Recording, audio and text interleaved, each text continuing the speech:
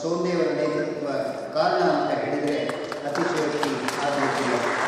ಅಂಥ ಚಿರಸ್ಮರಣೀಯ ಸೇವೆಗೈದಂತಹ ನಮ್ಮ ನಿಮ್ಮೆಲ್ಲರ ಪ್ರೀತಿಯ doctor V S Sonde sir ಅವರ ಭಾವಚಿತ್ರಕ್ಕೆ ಈಗ ಪುಷ್ಪ ನಮನ ಸಲ್ಲಿಸುತ್ತಿದ್ದಾರೆ. ಧನ್ಯವಾದಗಳು ಸರ್.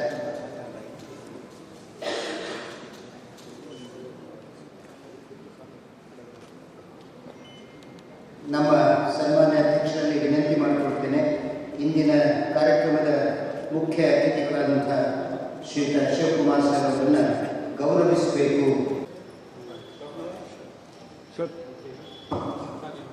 ಆರ್ ವಾಸುದೇವ್ ಸರ್ ಅವರು ಅಶೋಕ್ ಕುಮಾರ್ ಸರ್ ಅವರನ್ನು ತುಂಬ ಮುಕ್ತನಾಗಿ ಪರಿಚಯಿಸಿದ್ದಾರೆ ಅಂತಲೇ ಮಾತಾಡಬಹುದು.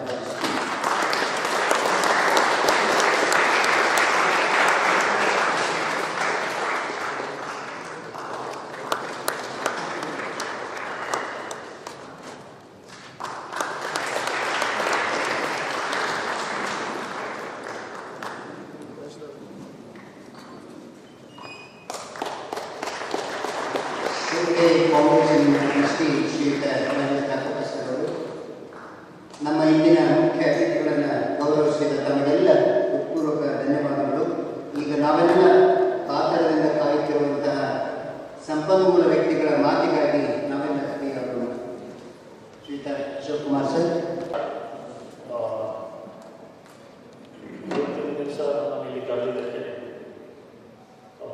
ನಿಮಗೆಲ್ಲರಿಗೂ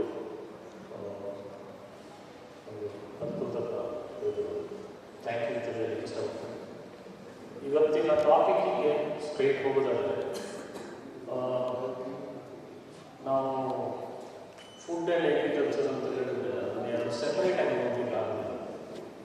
ಅಗ್ರಿಕಲ್ಚರಲ್ಲಿ ಫುಡ್ ಬರ್ತದೆ, ಆದರೆ ಅಗ್ರಿಕಲ್ಚರ್ ಫುಡ್ ಮಾತ್ರ, food, feed, fodder, fuel, timber, ಈ ಥರ ಎಲ್ಲರೂ ಪ್ರೊಡ್ಯೂಸ್ ಮಾಡ್ತದೆ. ಸೊ ಅಗ್ರಿಕಲ್ಚರ್ ನಮ್ಮೊಂದು ಪಾರ್ಟ್ ಆಫ್ ಲೈಫ್. ನಾವು ನಮ್ಮ ಹ್ಯೂಮನ್ ಹಿಸ್ಟ್ರಿ ಎಷ್ಟಿದೆಯೋ ಅಷ್ಟೇ ಅಗ್ರಿಕಲ್ಚರ್ ಹಿಸ್ಟ್ರಿ ಕೂಡ ಇದೆ. ಇಲ್ಲಿ ನಾವು ನೋಡಬೇಕಾದಂಥದ್ದು ಫಸ್ಟ್ ಏನು ಅಂತ ಹೇಳಿದ್ರೆ,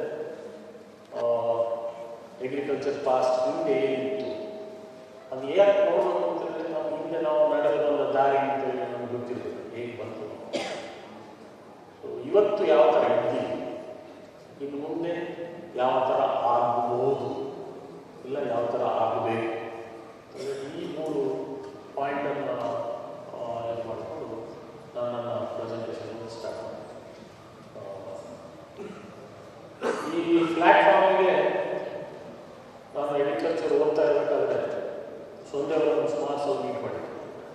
ನಾವು ಊರಿಗೆ ಹೋಗುವಾಗ ಇದೇ ರೋಡಲ್ಲಿ ಹೋಗ್ತೀವಿ. ಸೊ ಹಾಗೆ ನಮ್ಮ ಒಬ್ಬರು ಫ್ರೆಂಡು ಅರವಿಂದ್ ಶೆಟ್ಟಿ, ವಿಶ್ವನಾಥ್ ಆಯಿತು ಅಂತ ಹೇಳಿ ಅವರಿಗೆಲ್ಲ ಪರಿಚಯ, ಅಲ್ಲಿ ಮನೆಗೆ ಹೆಸರು ಹೋಗಿದ್ದು. ಸೊ ನಾನು ಅವರು ಮುಂದೆ ಭಾಳ ಇದ್ದವರು. ಸೊ ಇದೊಂದು ಸುಯೋಗ ಅಂತ ತಿಳ್ಕೊಳ್ತೀನಿ ನಾನು. ಅವರ ಒಂದು ಮೆಮೊರಿಯಾಗಿ ಇವತ್ತು ಈ ಲೆಕ್ಚರ್ ಹೋಗಿ ನನಗೆ ನಾನು ಮಾಡ್ತೀನಿ. ಸೊ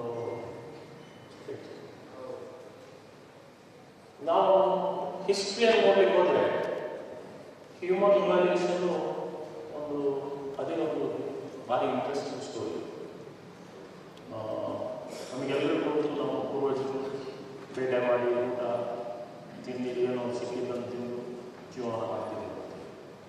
ಅದು ಹಂಗೆ ಹಾಗೆ ಬೆಳೆದು ಯಾವುದೋ ಆ್ಯಕ್ಸಿಡೆಂಟಲ್ಲಿ ಅವರು ಫೈರ್ ಮಾಡಿದ್ರು, ಅದಾದ ನಂತರ ಅಡುಗೆ ಮಾಡೋದು ಹೇಗೆ, ಬೇಯಿಸಿ ತಿಂದರೆ ಹೇಗೆ ಎಲ್ಲರಿ ಒಂದೊಂದನ್ನೇ ಕಲ್ತ್ಕೊಂಡು. ಸೊ ಮೊದಲಿನ ಕಾಲದಲ್ಲಿ ನೀವು ಯೂಟ್ಯೂಬಲ್ಲೋ ಬೇರೆ ಬೇರೆ ಪುಸ್ತಕದಲ್ಲಿ ನೋಡಿದರೆ ಮನುಷ್ಯನ ಅಲ್ಲಿ ಇದರಲ್ಲಿ 5 ಗಂಟೆ 6 ಗಂಟೆ ಜಗಿಬೇಕಿತ್ತು. ಯಾಕೆಂತಂದರೆ ಅವನು ಬೇಯಿಸ್ತೀವಿ. ಸೊ ಅದಕ್ಕೋಸ್ಕರ ಹೊಟ್ಟೆಯಲ್ಲಿ ಕಾರ್ಬೋಹೈಡ್ರೇಟ್ ಎಲ್ಲ ದೊಡ್ಡದಿತ್ತು. ಕಾಲಕ್ರಮೇಣ ನಾವು ಈಗ ಅಡುಗೆ ಮಾಡಿ ಊಟ ಮಾಡಲಿಕ್ಕೆ ಶುರು ಮಾಡಿದ್ದೇವೆ. ಅದರಲ್ಲಿ ನಮ್ಮ ಲೋಡು ನಮಗೆ ಇದಕ್ಕೆ ಕಡಿಮೆ ಆಗಿ ನಮ್ಮ ಇಂಟೆಸ್ಟೈನ್ ಸಣ್ಣ ಆಯಿತು, ನಮ್ಮ ಜಾಬ್ಗಳೆಲ್ಲ ದೊಡ್ಡ ದೊಡ್ಡ ಜಾಬ್ಗಳು ಸಣ್ಣ ಸಣ್ಣ ಜಾಬ್ಗಳೆಲ್ಲ. ಹಾಗೆ ಇದೊಂಥರ ಒಂದು ಎವಲ್ಯೂಷನ್, ರೆವಲ್ಯೂಷನ್ ಅಂತ ಬರ್ತಿದೆ, ರೆವಲ್ಯೂಷನ್. ಸೊ ಇಲ್ಲಿ ನಾವು ನಮ್ಮ ಸ್ವಾರ್ಥಕ್ಕೋಸ್ಕರ ಏನು ಮಾಡಿದ್ದೀವಿ ಅಂತ ಹೇಳಿದರೆ, ನಮಗೆ ರುಚಿ, ನಮಗೆ ಬೇರೆ ಬೇರೆ ಥರದ ಕಾಣುತ್ತೆ. ನಾವು ಬೇರೆ ಬೇರೆ ಪ್ಲ್ಯಾಂಟ್ಗಳ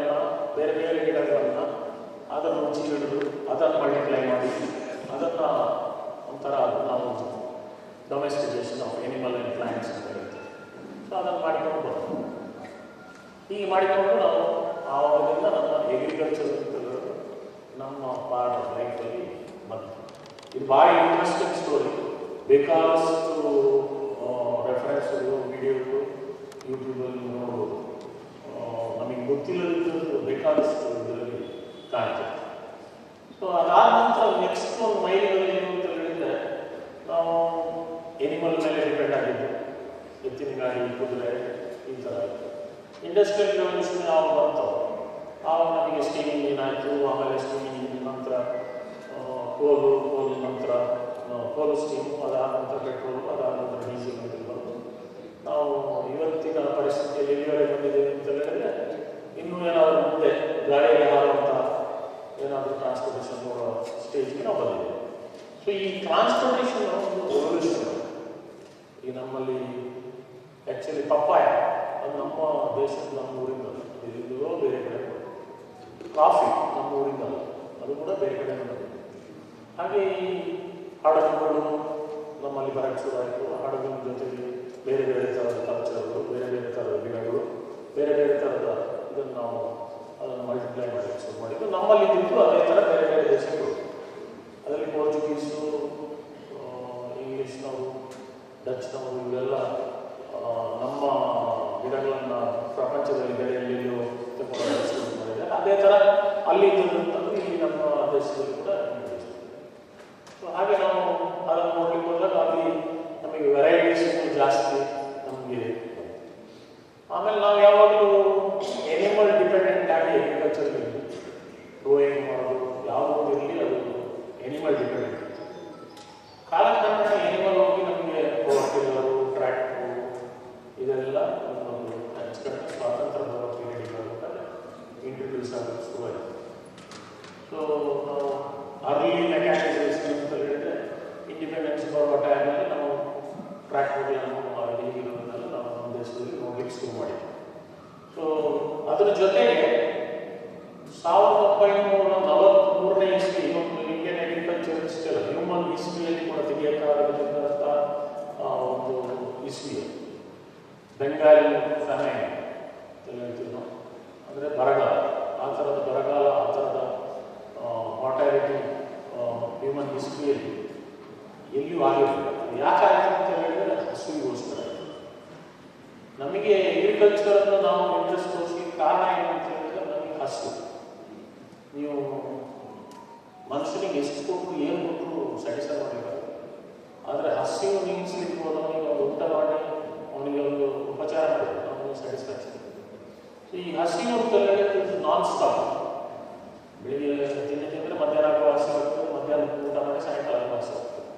ಸೊ ಈ ಹಂಗರನ್ನು ಎಷ್ಟು ಹೊತ್ತು ತಗೊಳ್ಳಿಕ್ಕೆ ನಿಲ್ಲಿಸಲಿಕ್ಕಾಗ್ತದೆ ಅಂತ ಹೇಳಿ ನಮಗೆ ಒಂದು ಲಿಮಿಟೇಷನ್. ಕೆಲವು ದಿವಸಗಳೇ ತಡೆಯುವ ಚಾನ್ಸಸ್ ಇರ್ತದೆ, ಕೆಲವರು ಅದನ್ನು ತಡೆಯೋದಕ್ಕೆ ಚಾನ್ಸಸ್ ಇರೋದಿಲ್ಲ.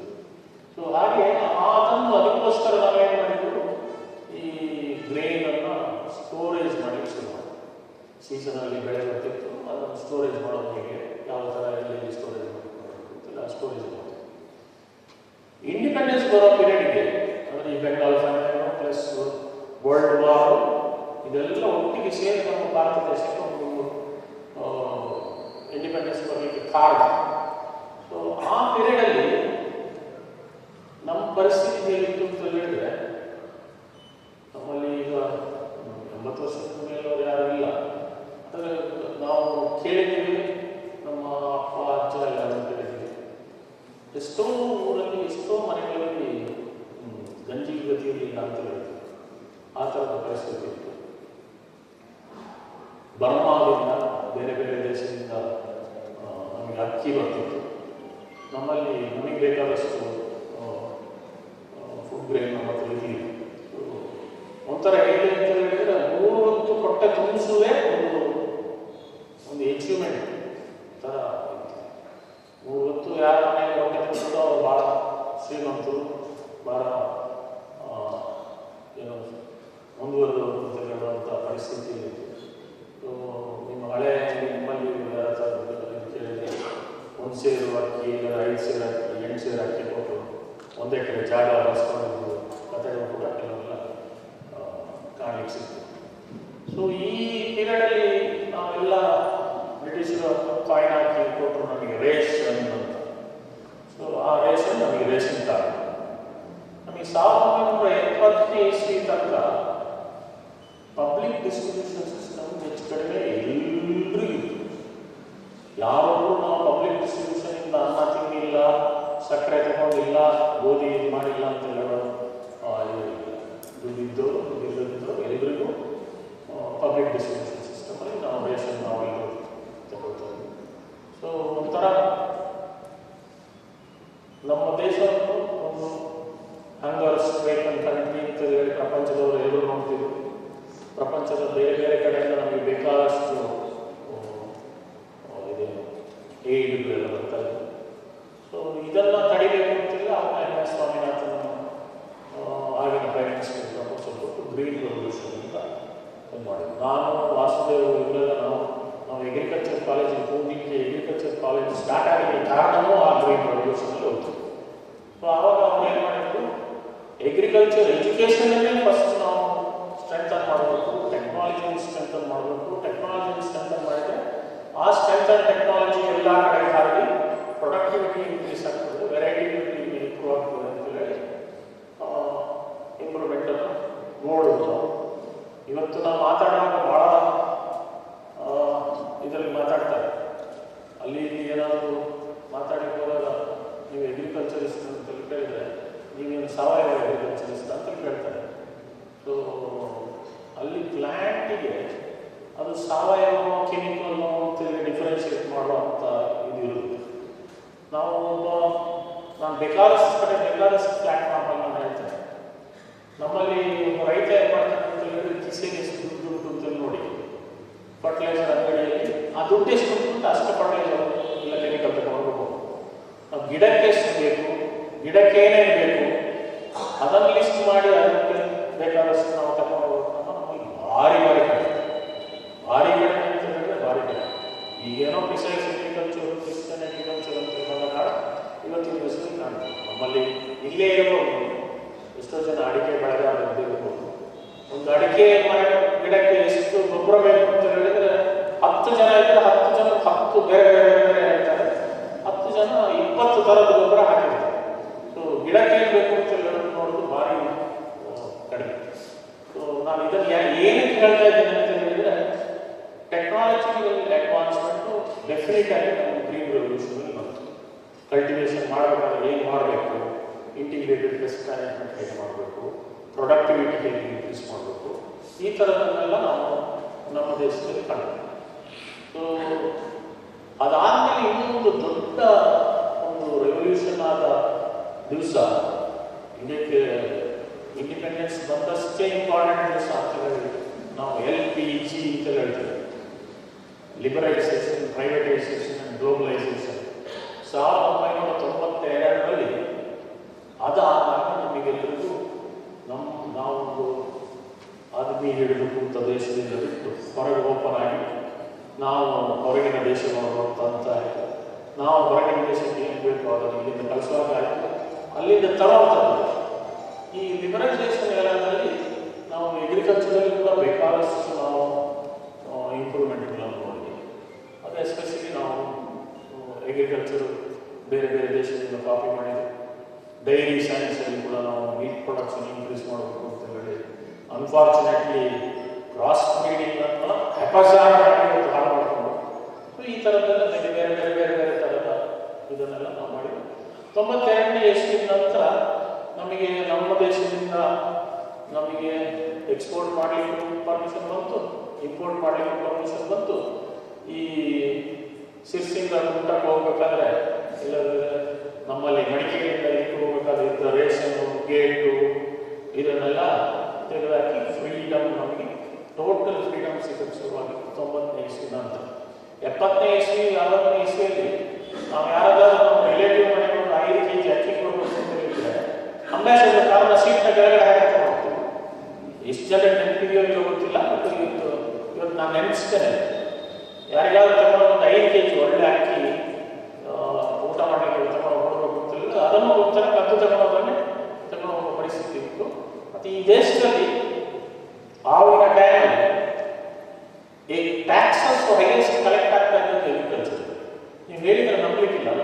ಲೆವಿ ಅಂತ ಹೇಳೋದು. ಆ ಲೆವಿ ಏನು ಅಂತ ಹೇಳಿದ್ರೆ ಉಳಿದಿದ್ದ ಜನರಿಗೆ ಎಲ್ಲರಿಗೂ ತಿನ್ನಲಿಕ್ಕೋಸ್ಕರ ರೈತ ಪ್ರೊಡ್ಯೂಸ್ ಮಾಡಿದ ಲಾಭದಲ್ಲಿ ಒಂದು ಪೋರ್ಷನ್ ಅನ್ನು ಸರ್ಕಾರಕ್ಕೆ ಒಂದು ಬಹಳ ಮಿನಿಮಮ್ ಪ್ರೈಸಲ್ಲಿ ಕೊಟ್ಟದ್ದು ಅಂತ. ಇವತ್ತು ನಾವು ಮಾತಾಡುವಾಗ ಏನಾಯ್ತು ಅಂತ ಹೇಳಿದ್ರೆ ಅಗ್ರಿಕಲ್ಚರ್ ಅಂತ ಹೇಳಿದ್ರೆ ಆ ಸಬ್ಸಿಡಿ ಈ ಸಬ್ಸಿಡಿ ಬಂದು ಮಾಡಿರೋದು ಅಂತ. ಈ ಸಬ್ಸಿಡಿ ಬರಲಿಕ್ಕೆ ಕಾರಣ ಏನಂತ ಹೇಳಿದ್ರೆ ಈ years of exploitation of agriculture ಏನಾಗಿದೆ ಅದರಿಂದಾಗಿ ಇವತ್ತು ನಾವು ಈ ಪರಿಸ್ಥಿತಿಗೆ ಬಂದಿರೋದು. So next player. ಸೊ ಈಗ ನಾವು ಮಾತಾಡ್ತಾ ಇದ್ದು ನಮಗೆ ಏನು ರಿಕ್ವೈರ್ಮೆಂಟು ಫುಡ್ ಹ್ಯಾಬಿಟ್ ಯಾವ ಥರ ರಿಕ್ವೈರ್ಮೆಂಟ್ ಇತ್ತು. ನಮ್ಮ ಅರ್ಲಿ ಹಿಸ್ಟ್ರಿ ಅಂದರೆ 70ನೇ ಇಸ್ವಿ ಗ್ರೀನ್ ರೆವಲ್ಯೂಷನ್ ಮೊದಲು ನೀವು ಮೂರೇ ಕಥೆ ಗೊತ್ತಿದೆ: ಅಕ್ಕಿ, ಗೋಧಿ, ಸಕ್ಕರೆ. ಇವತ್ತು ಈ ಅಕ್ಕಿ, ಗೋಧಿ, ಸಕ್ಕರೆ ನಮಗೆ ತಿನ್ನಿಸಿ ಇದರಿಂದ ಹೊರಗಡೆ ನಾವು ಹೊರಗಿದ್ದವ್ರು ಬೇಕಾದಷ್ಟೇ. ಈ ಇದು ಮೂರು ತಿಂದು ನಮ್ಮಲ್ಲಿ ಇಂಥ ನ್ಯೂಟ್ರಿಷನ್ ಇಂಬ್ಯಾಲೆನ್ಸ್ ಆಗಿ ನಾವು ಒಂದು diabetes capital of the world, ಒಂದು ಇದನ್ನು ಯಾವುದು obesity capital of the world ಆಗಲಿಕ್ಕೆ ಕಾರಣ ಈ ಫುಡ್ ಒಂದು ಫುಡ್ ಪ್ಯಾಟರ್ನ್. ಅದಾದ್ಮೇಲೆ ನೆಕ್ಸ್ಟ್ ನೀವು ನೋಡಿದ್ರೆ ಒಂದು ಶಿಫ್ಟ್ ಆಗಿ ಶುರು. ನಾವೆಲ್ಲ ಕಾಲೇಜ್ ಒಂದು 70ನೇ ಇಸ್ವಿ 80ನೇ ಇಸ್ವಿಯಲ್ಲಿ ಬ್ಯಾಲೆನ್ಸ್ ಡಯಟ್ ತಿನ್ನಬೇಕು, ಅನ್ನ ಜೊತೆಗೆ ಬೇರೆ ತರಕಾರಿ ತಿನ್ನಬೇಕು, ಮೊಟ್ಟೆ ತಿನ್ನಬೇಕು, ಹಾಲು ಕುಡಿಬೇಕು, ಹೀಗಿರೋದನ್ನೆಲ್ಲ ನಾವು ನೋಡಿದ್ವಿ. ಅದೆಲ್ಲ ಕಳೆದು ಇವತ್ತಿನ ಟ್ರೆಂಡ್ ಏನಿದೆ ಅಂತ ಹೇಳಿದ್ರೆ ಇವತ್ತಿಗೆ ನಮ್ಮ ಮಕ್ಕಳು ನಾವು ಏನು ಊಟ ಮಾಡ್ತೀವಿ ಅಂತ ಹೇಳಿದ್ರೆ ಎಷ್ಟು ಕ್ಯಾಲರಿ ಊಟ ಮಾಡ್ತೀವಿ ನಾವು, ಆ ಕ್ಯಾಲರಿಯಲ್ಲಿ ಏನೇನು ಇದೆ, ಏನು ಬೇಕು ಅಂತ ಹೇಳಿದ್ರೆ ನಮಗೆ ಗೊತ್ತಿಲ್ಲ. ನಮ್ಮ ಮಕ್ಕಳು ಮೊಮ್ಮಕ್ಕಳಿಗೆ ಇವತ್ತು ಅವರಿಗೆ ಗೊತ್ತು. ಇವತ್ತು ಒಂದು ಮೊಬೈಲ್ ಆ್ಯಪ್ ಅಂತ ತಗೊಂಡು ಈ ಒಂದು ಊಟದ ಫೋಟೋ ತೆಗೆದರೆ ಅದರಲ್ಲಿ ಇಷ್ಟು ಅಂಶಗಳು, ಇಂಥದ್ದು ಇಷ್ಟು ಕ್ಯಾಲರಿ ಇದೆ, ಇದು ಇಷ್ಟು ನೀವು ಇವತ್ತು ಬೆಳಗಿನ ಸಾಯಂಕಾಲವರೆಗೆ ತಿಂದಿದ್ದೀರಾ, ಪ್ರತಿ ಬೆಳಗ್ಗೆ ಮಧ್ಯಾಹ್ನ ಸಾಯಂಕಾಲ ಊಟ ಮಾಡಿದಾಗೆಲ್ಲ ಒಂದು ಫೋಟೋ ತೆಗೆದರೆ ಸಾಯಂಕಾಲ ನಾವು ಇಂತಿಷ್ಟು ಕ್ಯಾಲರಿ ತಿಂದಿದ್ದೀವ, ಇಂತಿಷ್ಟು ಕ್ಯಾಲರಿ ತಿನ್ನಬೇಕಿದ್ದೀವಿ, ಇಷ್ಟು ಎಕ್ಸೈಸ್ ತಿಂದಿದ್ದೀವಿ ಅಂತ ಹೇಳೋ ಪರಿಸ್ಥಿತಿ ಎಲ್ಲ ನಾವು ಯೋಚನೆ. ಸೊ ಇದು ನಮ್ಮ ಇವತ್ತಿನ ಆಹಾರದ ಒಂದು ಸ್ಟೇಜಿಗೆ ನಾವು ಬರ್ತಾ ಇದ್ದೇವೆ. ಇನ್ನೂ ಮುಂದೆ ಹೋಗುವ ಚಾನ್ಸಸ್ ಇದೆ. ನೆಕ್ಸ್ಟ್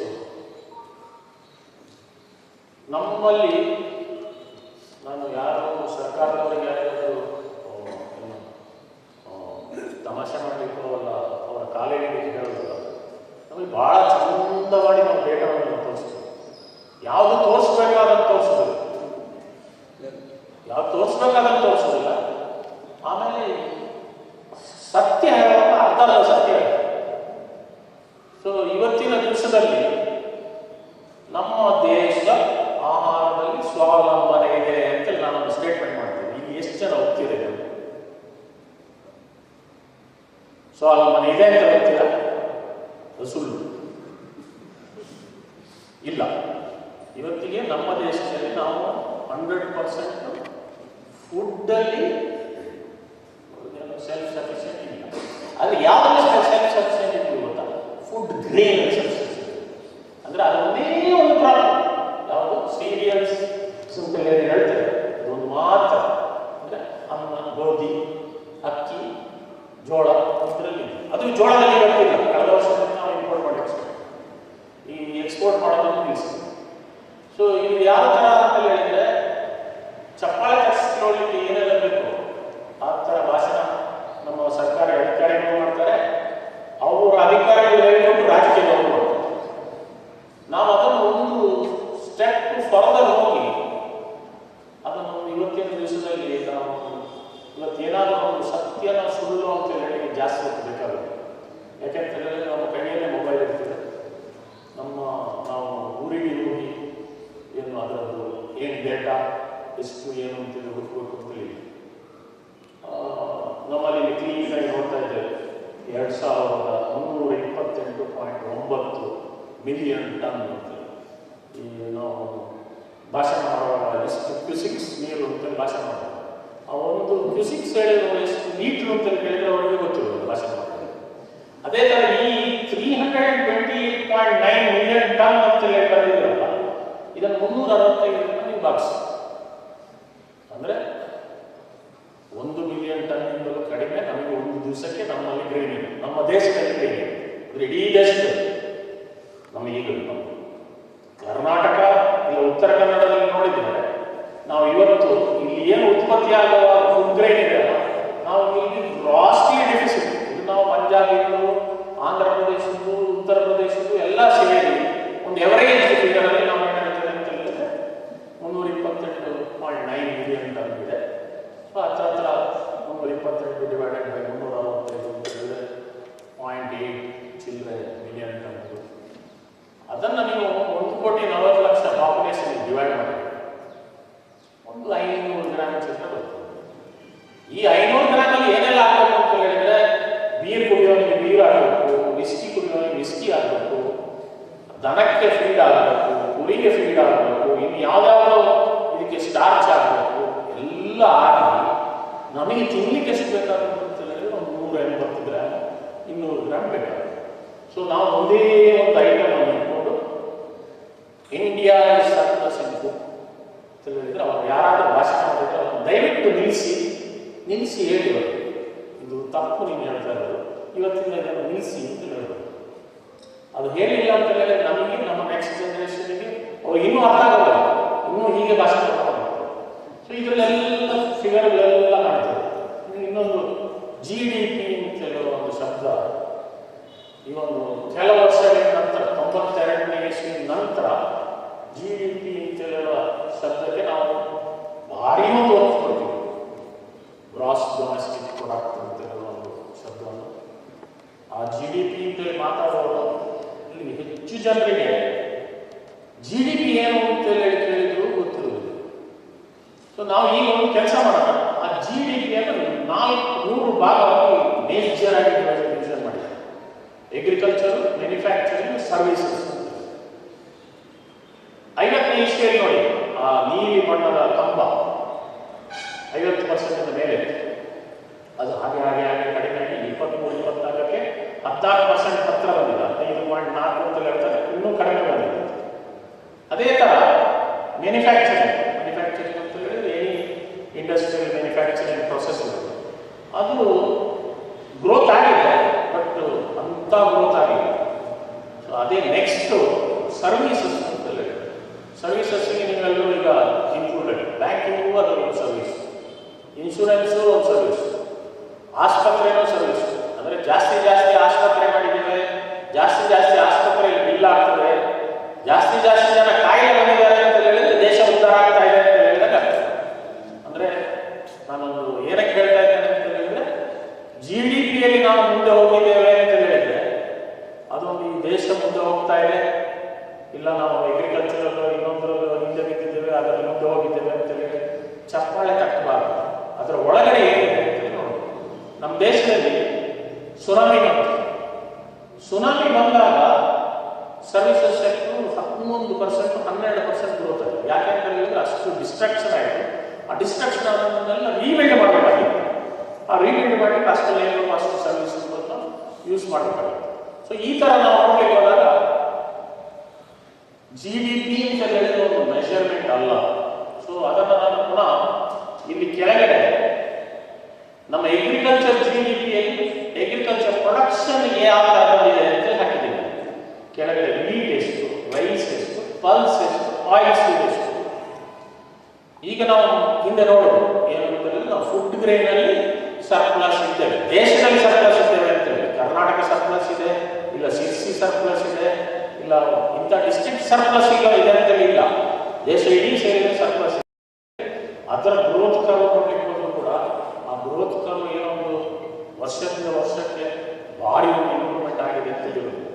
ಎಲ್ಲ ಕಡೆ ನಾವು ನೋಡ್ತೀವಿ GDP ಅಂತೇಳಿ. ಈ ವರ್ಷ 10 ರೂಪಾಯಿ ಇದ್ದು ಬರೋ ವರ್ಷ 12 ರೂಪಾಯಿ ಆದರೆ ಗ್ರೋತ್ ಆಗಿದೆ ಅಂತ ಹೇಳಿ, ಅದು ಮೀನಿಂಗ್ಲೆಸ್. ಸೊ ಇಲ್ಲಿ ನಾವು ಫುಡ್ ಗ್ರೈನ್ ಅನ್ನು ನೋಡ್ಲಿಕ್ಕೆ ಹೋದ್ರೆ, ಫುಡ್ ಗ್ರೈನ್ ಇಷ್ಟು ಮಿಲಿಯನ್ ಟನ್ ಆಯಿತು, ಪರ್ ಏಕರ್ ಪ್ರೊಡಕ್ಟಿವಿಟಿ ಇಷ್ಟಾಯಿತು, ರೈಸ್ ಪ್ರೊಡಕ್ಷನ್ ಇಷ್ಟಾಯಿತು, ಪಲ್ಸಸ್ ಪ್ರೊಡಕ್ಷನ್ ಇಷ್ಟಾಯಿತು, ಆಯಿಲ್ ಸೀಡ್ ಪ್ರೊಡಕ್ಷನ್ ಇಷ್ಟಾಯಿತು. ಸೊ ಇಲ್ಲಿ ಈ 4 ಮೇಜರ್ ಐಟಮ್ಗಳನ್ನ ಏನು ನಾವು ಅಗ್ರಿಕಲ್ಚರ್ ಐಟಮ್ಗಳನ್ನು ನೋಡ್ಕೊಳ್ಳಿಕ್ಕೆ ಹೋದರೆ, ಪಲ್ಸಸ್ಸಲ್ಲಿ ನಾವು ನಿಲ್ಲಿಸಿದ್ವಿ. ನಾವೇನೋ ತಿಳ್ಕೊಂಡಿದ್ದೀವಿ ಗುಲ್ಬರ್ಗದಲ್ಲಿ, ಇಲ್ಲ ಮಧ್ಯಪ್ರದೇಶದಲ್ಲಿ, ಇಲ್ಲ ಮಹಾರಾಷ್ಟ್ರ ದಾಲ್ ಬರ್ತದೆ, ಏನು ತೊಂದರೆ ಇಲ್ಲ ಅಂತ. ಬಟ್ ಅದು ಫ್ಯಾಕ್ಟ್ ಅಲ್ಲ. ನಮ್ಮ ದೇಶ ಕಾಳುಗಳು, ಎಸ್ಪೆಷಲಿ ಪ್ರೋಟೀನ್ ನಮಗೆ ಬರೋದಲ್ಲ, ಅದರಲ್ಲಿ ಡಿಫಿಸಿಟ್ ಇದೆ. ನಾವು 10-20% ಹತ್ರ ಇಂಪೋರ್ಟ್ ಮಾಡ್ತೀವಿ. ಇದನ್ನು ಯಾರು ಎಲ್ಲೂ ಭಾಷೆ ಮಾಡಿದ್ರು. ಅದೇ ಥರ ಆಯಿಲ್ಸ್ ಇದೆ. ನಮ್ಗೆ ಎಷ್ಟು ಜನರಿಗೆ ಗೊತ್ತಿದೆಯೋ ಇಲ್ಲೋ ಗೊತ್ತಿಲ್ಲ, ನಮ್ಗೆ ಬೇಕಾಗಿರೋದು 30 ml ಆಯಿಲ್ ದಿವಸಕ್ಕೆ. ಆ 30 ml ಆಯಿಲಲ್ಲಿ 15 ml ಆಯಿಲ್ ಕೂಡ ನಮ್ಮ ದೇಶದಲ್ಲಿ ನಾವು ಪ್ರೊಡ್ಯೂಸ್ ಮಾಡ್ತೇವೆ, ಅದನ್ನು ನಾವು ಇಂಪೋರ್ಟ್ ಮಾಡ್ತೇವೆ. ನಾವು ಇದನ್ನೇ ನೋಡಲಿಕ್ಕೆ ಹೋದರೆ ಒಂದು 20-30 ವರ್ಷದ ಹಿಂದೆ, ಇಲ್ಲ ಒಂದು 50 ವರ್ಷದ ಹಿಂದೆ, ನಾವು ಒಂದು ಹಳ್ಳಿ ಊರು ಅಂತ ಹೇಳಿದರೆ ನಮ್ಮ ಊರಿನಲ್ಲಿ ನಮ್ಮ ಎಣ್ಣೆ, ನಮ್ಮ ಊರಿಂದೇ ಅಕ್ಕಿ, ನಮ್ಮ ಊರಿಂದೇ ಕಾಳು, ನಮ್ಮ ಊರಿಂದೇ ತರಕಾರಿ ಎಲ್ಲ ಇದೆ. ಈ ಟ್ರಾನ್ಸ್ಪೋರ್ಟೇಷನು, ಈ ಮೆಕ್ಯಾನೈಸೇಷನು, ಈ ಲಾರ್ಜ್ ಸ್ಕೇಲ್ ಇದೆಲ್ಲಾಗಿ ಅದನ್ನೆಲ್ಲ ನಮ್ಮಲ್ಲಿ ಇದನ್ನೆಲ್ಲ ಡಿಸ್ಕಂಟಿನ್ಯೂ ಮಾಡಿದ್ವಿ. ನಾವು ಇವಾಗ ಎಲ್ಲಿಗೆ ನೋಡ್ತೇವೆ, ಅಕ್ಕಿ ಬರಬೇಕು ಅಂತ ಹೇಳಿದ್ರೆ ಗಂಗಾವತಿಯಿಂದ ಬರಬೇಕು, ನಮಗೆ ದಾಲ್ ಬರಬೇಕು ಅಂತ ಹೇಳಿದ್ರೆ ಗುಲ್ಬರ್ಗದಿಂದ ಬರಬೇಕು. ಮೊದಲಿನ ಕಾಲದಲ್ಲಿ ನಾವೆಲ್ಲ ಇದನ್ನ ಈಗ ಕುಂಟಲ್ಲಿ ಹೋಗ್ಬೇಕಾದ್ರೆ ಉದ್ದು ಹಸಿರು ಎಲ್ಲ ಸಮ್ಮರಲ್ಲಿ ಬೆಳಿತೀವಿ. ಈಗ ಒಂದು ಊರು ಬೆಳಿಲಿಕ್ಕೆ ಹೋಗುದಿಲ್ಲ. ಸೊ ಯಾಕೆ ಬೆಳಿಲಿಕ್ಕೆ ಹೋಗುದಿಲ್ಲ, ಯಾಕೆ ಅಂತ ಹೇಳಿದ್ರೆ ನೆಕ್ಸ್ಟ್ ಇದು ನೋಡಿ. ಸೊ ಓವರಾಲ್ ಏನು ಅಂತ ಹೇಳಿದ್ರೆ, ಯಾರಾದರೂ ಏನಾದರೂ ಹೇಳಿ ನಮ್ಮ ದೇಶ ಸರ್ಪ್ಲಸ್ ಇನ್ ಫುಡ್ ಗ್ರೇನ್ಸ್, ನಾವು ಸರ್ಪ್ಲಸ್ ಆಗಿದ್ದೇವೆ, ನಾವೊಂದು ಮುಂದುವರಿದ ದೇಶ ಆಗ್ತಾ ಇದ್ದೇವೆ, ಟೋಟಲ್ ಓವರಾಲ್ ಆಗಿರ್ಬೋದು.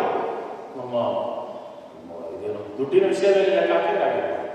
ಬಟ್ ಇವತ್ತಿನ ದಿವಸದಲ್ಲಿ ನಾವು ನಮಗೆ ಬೇಕಾದಂಥ ಆಹಾರ ಪದಾರ್ಥಗಳು, ಫುಡ್ ಗ್ರೇನ್, ಟೋಟಲ್ ಫುಡ್ಡನ್ನು ನಾವು ನಮ್ಮಲ್ಲಿ ಬೆಳೆದುಕೊಳ್ಳುವಂಥ ಪರಿಸ್ಥಿತಿಯಲ್ಲಿ ನಾವು ಇಲ್ಲ. ಸೊ ಇದು ಫ್ಯಾಕ್ಟ್. ಸೊ ನೆಕ್ಸ್ಟ್ ಏನಾಗ್ತದೆ, ಇದನ್ನು ಇನ್ನೊಂದು ಸ್ವಲ್ಪ ಪ್ರೆಸ್ ಮಾಡಿ, ಇದೊಂದು ವಿಡಿಯೋ ನೋಡಿ. ಒಲೆ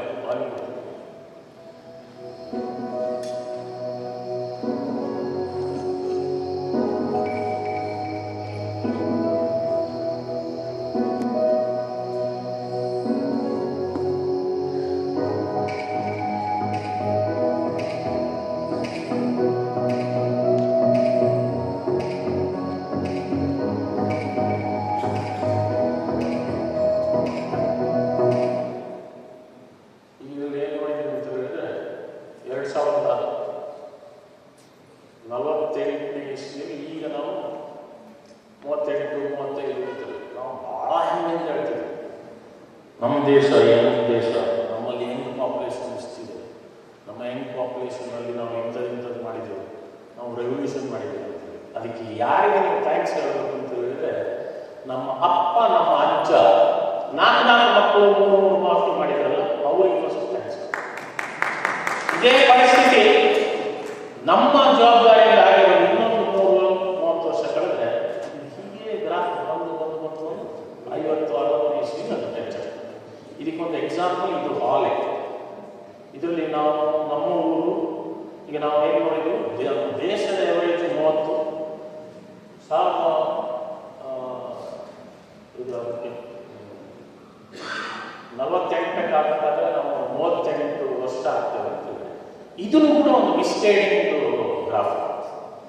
ಇದು ಯಾಕೆ ಮಿಸ್ಗೈಡಿಂಗ್ ಗ್ರಾಫ್ ಅಂತ ಹೇಳಿದ್ರೆ, ಇದನ್ನು ಕೂಡ ಒಂದು ದೇಶದ ಎವರೇಜ್ ಎಲ್ಲ ತೆಗೆದೇ ಅಲ್ಲಿ ವೆಸ್ಟ್ ಬೆಂಗಾಲ್ನವರು ಬಂದ, ಛತ್ತೀಸ್ಗಢನವರು ಬಂದ, ಕೇರಳನವರು ಬಂದ, ಎಲ್ಲ ಸೇರಿ ನಮಗೆ ಈ ಪರಿಸ್ಥಿತಿ ತಂದಾಗಿದೆ. ನಾವೀಗ ನಮ್ಮ ದೇಶದ ಟ್ಯಾಕ್ಸ್ ಕಲೆಕ್ಷನ್, ಇಲ್ಲ ನಮ್ಮ ದೇಶದ ಡೆವಲಪ್ಮೆಂಟು ಇದನ್ನು ನೋಡಿದರೆ ನಾರ್ತ್ ಸೌತ್ಗೆ ಅಜಗಜಾಂತರ ಡಿಫ್ರೆನ್ಸ್. ಇನ್ಫ್ಯಾಕ್ಟ್ ನಾವು ಸೌತ್ ಇಂಡಿಯಾದಲ್ಲಿ ಅದು ನಮ್ಮ ಕರ್ನಾಟಕ, ಇಲ್ಲ ತಮಿಳುನಾಡು, ಇಲ್ಲ ಮಹಾರಾಷ್ಟ್ರ, ಗುಜರಾತ್ ನಾವು ಪ್ರೌಢಾಗಿರೋದು. ನಮ್ಮ ಪ್ಯಾರಾಮೀಟರ್ ಎಷ್ಟು ಚೆನ್ನಾಗಿದ್ದಾರೆ ಅಂತ ಹೇಳಿದ್ರೆ, we are as good or maybe better than many developed countries in the world ಅಂತ ಹೇಳೋದು. ಇದು ಫ್ಯಾಕ್ಟ್. ಬಟ್ ನಾವು ಇವತ್ತು ಎಲ್ಲರೊಟ್ಟಿಗೆ ಸೇರಿ ಇಂಡಿಯಾ ಅಂತ ಹೇಳಿದ್ರೆ ಹೀಗಾಗ್ತದೆ. ಇದರ ಅರ್ಥ ನಾವು ಇಂಡಿಯಾ ಬ್ರೇಕ್ ಮಾಡಬೇಕು ಅಂತಿಲ್ಲ. ಬಟ್ ನಮ್ದು ಎವರೇಜ್ ಫ್ಯಾಕ್ಟ್ ಅಲ್ಲಿ ನಾವು ಮುಂದೆ ಇದ್ದು ಬೇಕಾದಷ್ಟು ಜನ ನಮ್ಮ ಒಟ್ಟಿಗೆ ಇರುವ ಹಿಂದೆ ಇರೋ ಕಾರಣ ನಮ್ಮ ಎವರೇಜ್ ಈ ಥರ ಇದೆ. ಕ್ಲಾಸ್ನಲ್ಲಿ 20 ಮಕ್ಕಳು ಮಾರ್ಕ್ ತೆಗೆಯೋದು, ಎವರೇಜ್ ಕೆಳಗಡೆ. ಅದೇ ಥರ ಇದು ಕೂಡ ಏಜ್ ವಯಸ್ಸು ನಾವು ಇವತ್ತಿಗೆ ನಮ್ಮಲ್ಲಿ ಯಂಗ್ ಪಾಪ್ಯುಲೇಷನ್ ಇದೆ ಅಂತ ಹೇಳಿದ್ರೆ, ಈ ಯಂಗ್ ಪಾಪ್ಯುಲೇಷನ್ ನಮ್ಮಲ್ಲಿ ಇಲ್ಲ. ನಮ್ಮಲ್ಲಿ ಅಂತ ಹೇಳಿದ್ರೆ ಕರ್ನಾಟಕದಲ್ಲಂತೂ ಖಂಡಿತವಾಗಿಯೂ ಇಲ್ಲ. ನಿಮ್ಮ ಶಿಷ್ಯರಂತೂ ಅಬ್ಸಲ್ಯೂಟ್ ಆಗಿದೆ. ಸೊ ಇದು ನಮ್ಮ ದೇಶ, ನಮ್ಮ ಯಂಗ್ ಪಾಪ್ಯುಲೇಷನ್ ಇದೆ, ನಮ್ಮ ದೇಶ ಬೆಳೀತದೆ, ನಮ್ಮ ದೇಶದಲ್ಲಿ ನಾವು ಇನ್ಕಮ್ ಜನರೇಟ್ ಮಾಡ್ತೇವೆ ಅಂತ ಹೇಳಿಕ್ಕೆ ದುಡಿಯುವ ಕೈಗಳು ಕಡಿಮೆ ಆಗ್ತಾ ಇದೆ. ದುಡಿಯುವ ಕೈಗಳು ಕಡಿಮೆ ಆಗ್ತಾ ಇದೆ, ತಿನ್ನುವ ಕೈಗಳು ಈಗಿದ್ದು ಕಡಿಮೆ ಆಗ್ತದೆ. ಸೊ ಇದಕ್ಕೊಂದು ನಿಮ್ಮ ಊರು ಒಂದು ಟಿಪಿಕಲ್ ಒಂದು ಎಲ್ರಾಮ್ ಬೆಲ್ ನಮ್ಮ ಊರು. ಈ ಪರ್ಟಿಕ್ಯುಲರ್ ಡೆಮೋಗ್ರಫಿ ನಿಮ್ಮ ಊರು ಒಂದು ಬೆಲ್. ನೆಕ್ಸ್ಟ್ ನೆಕ್ಸ್ಟ್ ಇನ್ನೊಂದ್ಸಲ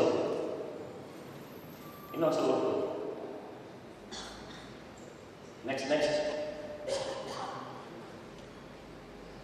ನೆಕ್ಸ್ಟ್ ಇದನ್ನು ಪ್ಲೇ ಮಾಡಿ. ಇದು 50ನೇ ಇಸ್ವಿಯಲ್ಲಿ ನಾವು ಏನಿದ್ರು 55ನೇ ಇಸ್ವಿಯಲ್ಲಿ ಏನಾದರೂ ಇನ್ನು ಮುಂದೆ ಏನಾಗ್ತದೆ 2050 ಜಾಸ್ತಿ ಇಲ್ಲ, ಇನ್ನೊಂದು 20 ವರ್ಷ.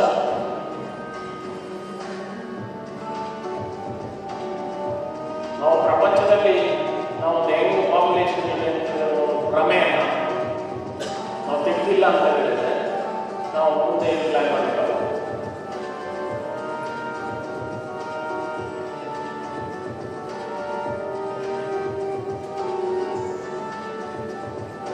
ನೀವು ಜಪಾನ್ ದೇಶಕ್ಕೆ ಹೋದರೆ 80 ವರ್ಷ 75 ವರ್ಷ 90 ವರ್ಷದವರೆಗೂ ಕೆಲಸ ಮಾಡ್ತಾರೆ. ಆ ಪರಿಸ್ಥಿತಿ ನಮ್ಮಲ್ಲಿನೂ ಸದ್ಯದಲ್ಲಿ ನಾವು ಜಪಾನ್ನವರಷ್ಟೇ ಓಲ್ಡ್ ಏಜ್ ಆಗ್ತದೆ. ಅದೇ ಆ ಓಲ್ಡ್ ಏಜ್ ನಮ್ಮೂರಲ್ಲಿ ದಕ್ಷಿಣ ಕನ್ನಡ ಉತ್ತರ ಕನ್ನಡದಲ್ಲಿ ನಾವು ಆಲ್ರೆಡಿ ಅವ್ರ ಹತ್ರ ಇದ್ದೇವೆ ಅಂತ ತೋರಿಸಲಿಕ್ಕೆ ನಾನು ಈ ಸ್ಲೈಡ್ ಆಗಿದೆ.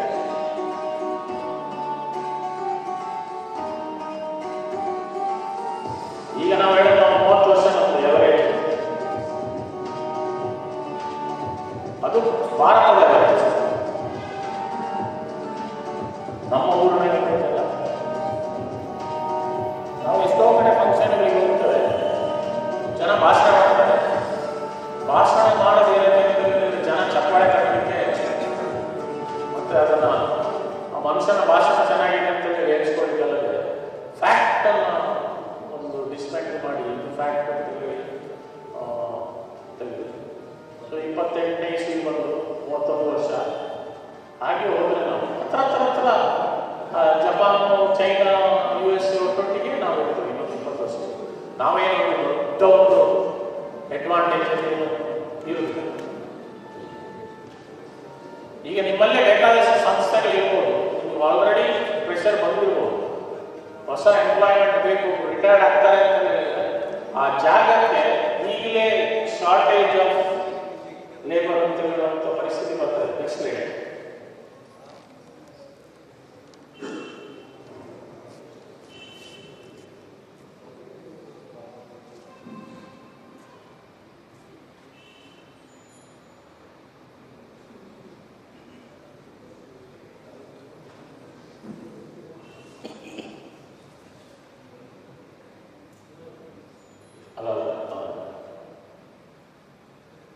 ಸೊ ಈಗ ನಾವು ಏನು ಮಾತಾಡಿದ್ರು ಅದನ್ನು ಸಮರೈಸ್ ಮಾಡ್ತಾ ಇದ್ದೇವೆ.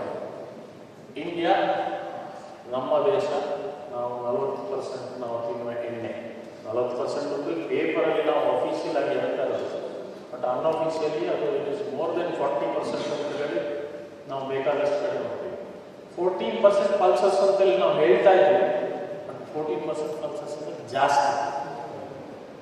ಇನ್ನೊಂದು ಕಳೆದ 2 ವರ್ಷದಲ್ಲಿ ನಿತಿನ್ ಗಡ್ಕರಿ ಅವರು 20% ಪೆಟ್ರೋಲಿಗೆ ಎಥನಾಲ್ ಮಿಕ್ಸ್ ಮಾಡಿದ್ರು. ಆ ಎಥನಾಲಿಗೆ ಬರೋದೇನಿಲ್ಲ ಅಂತ ಹೇಳಿದ್ರೆ ಅದು ನಮ್ಮ ಸಕ್ಕರೆಯಿಂದ ಬರಬೇಕು, ಇಲ್ಲ ಜೋಳದಿಂದ ಬರಬೇಕು, ಇಲ್ಲ ವೇಸ್ಟ್ ಗ್ರೀನಿಂದ ಬರಬೇಕು. 6 ಮಿಲಿಯನ್ ಟನ್ಸ್ ಗ್ರೀನ್ ನಾವು ಇವತ್ತಿನ ದಿವಸದಲ್ಲಿ ನಾವು ಇದಕ್ಕೆ ಇಥನಾಲಿಗೆ ಅಗ್ರಿಕಲ್ಚರ್ ಹೋಗ್ತದೆ, ಶುಗರ್ ಅಲ್ಲ. ಅದು ಭಾಳ ಒಳ್ಳೆಯದು. ಈ ಪ್ರಪಂಚದಲ್ಲಿ ಮೋಸ್ಟ್ ಡೆವಲಪ್ಡ್ ಕಂಟ್ರೀಸ್ ಅಂತ ಹೇಳಿದ್ರೆ most developed most comfortable countries ಅಂತ ಹೇಳಿದ್ರೆ ಬ್ರೆಜಿಲ್ ನಮ್ಮೊಂದು ರೋಲ್ ಮಾಡೆಲ್ ಇದೆ.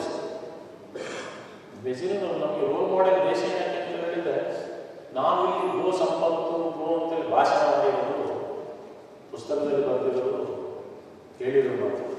ನಮ್ಮ ಈಗಿನ ಇಂಡಿಯನ್ ಬ್ರೀಡ್ಸನ್ನು ಅವರು ಇಲ್ಲಿಂದ ತಗೊಂಡು ಡೆವಲಪ್ ಮಾಡಿ ಅದೆಷ್ಟು ಹಾಲು ಬರ್ತದೆ ಅಂತ ಹೇಳಿದ್ರೆ ನಂಬಲಿಕ್ಕಿಲ್ಲ. 6,000 ಲೀಟ್ರ್ ಎವರೇಜ್ ಹಾಲು ಬರ್ತದೆ. ನಮ್ಮಲ್ಲಿ 2,000 ಲೀಟ್ರ್ ಲ್ಯಾಕ್ಟೇಷನ್ ಹಾಲು ಬರೋದಾಗಲಿಲ್ಲ. ನಮ್ಮಲ್ಲಿಂದಲೇ ತಗೊಂಡೋಗಿ ನಮ್ಮ ದರಗಳನ್ನೇ ಇಂಪ್ರೂವ್ ಮಾಡಿ 6,000 8,000 ಲೀಟ್ರ್, ಇನ್ನೊಂದು ಕೆಲವು ದನಗಳು 10,000 ಲೀಟ್ರ್ ಹಾಲು ಕೊಡುವಂಥ ದನಗಳು ಮಾಡಿದ್ದಾರೆ. ನಮ್ಮ ದನಗಳ ಅಡ್ವಾಂಟೇಜ್ ಏನಂತ ಹೇಳಿದ್ರೆ ನಮ್ಮ ದನಗಳೆಲ್ಲ ಲೋ ಇನ್ಪುಟ್ ಹೈ ಔಟ್ಪುಟ್. ನಾವು ತಂದಿರೋದು ಎಲ್ಲ ಯುರೋಪಿಗೆ ಹೋಗಿ ಹಿಂದಿರೋದು ತಮ್ಮ ಅಂತ ಹೇಳಿದ್ರೆ ಬೀಡು ಅಲ್ಲಿ ಹೋಗಿ ನೋಡಿ ಖುಷಿ ಆಯಿತು. 10,000 ಲೀಟರ್ ಹಾಲು ಬರ್ತದೆ ಅದು ಏನಂತೀವಿ. ಅದೆಲ್ಲ ಬ್ರೀಡ್ಗಳು ಹೈ ಇನ್ಪುಟ್ ಹೈ ಔಟ್ಪುಟ್. ನಮ್ಮಲ್ಲಿ ಕೊಡಲಿಕ್ಕೆ ಇನ್ಪುಟ್ ಇಲ್ಲ, ಲೋ ಇನ್ಪುಟ್ ಆಗ್ಬಿಟ್ಟಲ್ಲ, ಔಟ್ಪುಟ್ ಬರೋದಿಲ್ಲ. ಅದರಿಂದಾಗಿ ಕ್ವಾಲಿಟಿ ಆಫ್ ಮಿಲ್ಕ್ ಬರೋದಿಲ್ಲ, ಕ್ವಾಲಿಟಿ ಆಫ್ ಲೈಫ್ ಬರೋದಿಲ್ಲ. ನೀವು ಎಷ್ಟೋ ಜನರ ಮನೆಗೆ ದನ ಈಗ 5, 4, 5, 6 ಜಾಸ್ತಿ ಕರು ಹಾಕೋ ಪ್ರಶ್ನೆ ಇರೋದು. ಅದೇ ನಮ್ಮ ಇಂಡಿಯನ್ ಬ್ರೀಡ್ಗಳು ಒಂದು ಆಲ್ಮೋಸ್ಟ್ ಒಂದು ಲೈಫ್ ಲಾಂಗ್ 20-25 ವರ್ಷ 8, 10 ಕರುಗಳನ್ನು ಹಾಕಿದ್ದೆಲ್ಲ ನಾವು ನೋಡಿದ್ವಿ, ಇವತ್ತು ನೋಡ್ತಾರೆ. ಸೊ ಆ ಥರದ ಡೆವಲಪ್ಮೆಂಟ್ ಅಲ್ಲಿ ಮಾಡಿದ್ದಾರೆ. ಅವರು ಇನ್ನೊಂದು ಡೆವಲಪ್ಮೆಂಟ್ ಏನು ಮಾಡಿದ್ದಾರೆ ಅಂತ ಹೇಳಿದ್ರೆ ಪೆಟ್ರೋಲಿಗೆ ಬಹಳ ವರ್ಷದ ಮೊದಲೇ 80% ಇಥನಾಲ್ ಮಿಕ್ಸ್ ಮಾಡ್ತಾರೆ. 80% ಇಥನಾಲ್ ಕೂಡ ಅವರು ಅಗ್ರಿಕಲ್ಚರ್ದಲ್ಲೇ ಪ್ರೊಡ್ಯೂಸ್ ಮಾಡಿ ಅವರ ಗಾಡಿಗೆ ಪೆಟ್ರೋಲ್ ಹಾಕೋದು. ಅದರಲ್ಲಿ 20% ಗ್ಯಾಸ್ 80% ಇಥನಾಲ್ ಹಾಕಿ ಮಾಡಿದ್ದಾರೆ. ಸೊ ಅವರು ಸೆಲ್ಫ್ ಸಫಿಷಿಯೆಂಟ್ ಅಲ್ಲ, ಅವರಲ್ಲಿ ಏನು ರಿಸರ್ವ್ ಇಲ್ಲ, ಮುಟ್ಟುವುದಿಲ್ಲ. ಸೊ ಅಷ್ಟು ಇದಾಗಿದೆ. ಇದೇ ಲಾಜಿಕನ್ನು ನಾವು ನಮ್ಮಲ್ಲಿ ಎಷ್ಟೋ ವರ್ಷದ ಹಿಂದೆ ಮಾಡ್ತಿದ್ದೇವೆ. ನಾವು ಕೂಡ ಸೆಲ್ಫ್ ಸಫಿಷಿಯೆಂಟ್ ಆಗೋದಿಲ್ಲ, ಆಗಿಲ್ಲ. ಅಟ್ಲೀಸ್ಟ್ ಇವತ್ತಾದರೂ ನಾವು 20% ಇಥನಾಲ್ ಮಿಕ್ಸ್ ಮಾಡಿರೋ ಲೆವೆಲ್ಗೆ ಬಂದಿದ್ರೆ ಮುಂದೆಗೆ ಒಂದು ದಿವಸ 80% ಆಗ್ಬೋದು ಅಂತ ಕಾಣ್ತೇವೆ. ಆ 80% ಆಗಬೇಕು ಅಂತ ಹೇಳಿದ್ರೆ ನಮ್ದು ಇವತ್ತಿನ ಏನು ಗ್ರೇನ್ ಇದೆಯಲ್ಲ ಇದರ 3 ಪಟ್ಟು ಗ್ರೇನ್ ನಾವು ಪ್ರೊಡ್ಯೂಸ್ ಮಾಡ್ತೀವಿ. ಸೊ ಅದರಿಂದಾಗಿ ಆ ಇಥನಾಲಿಂದಾಗಿ ನಾವು ಮೇನ್ಸ್ ಇಂಪೋರ್ಟ್ ಮಾಡಲಿಕ್ಕೆ ಸ್ಟಾರ್ಟ್ ಮಾಡಿದ್ವಿ.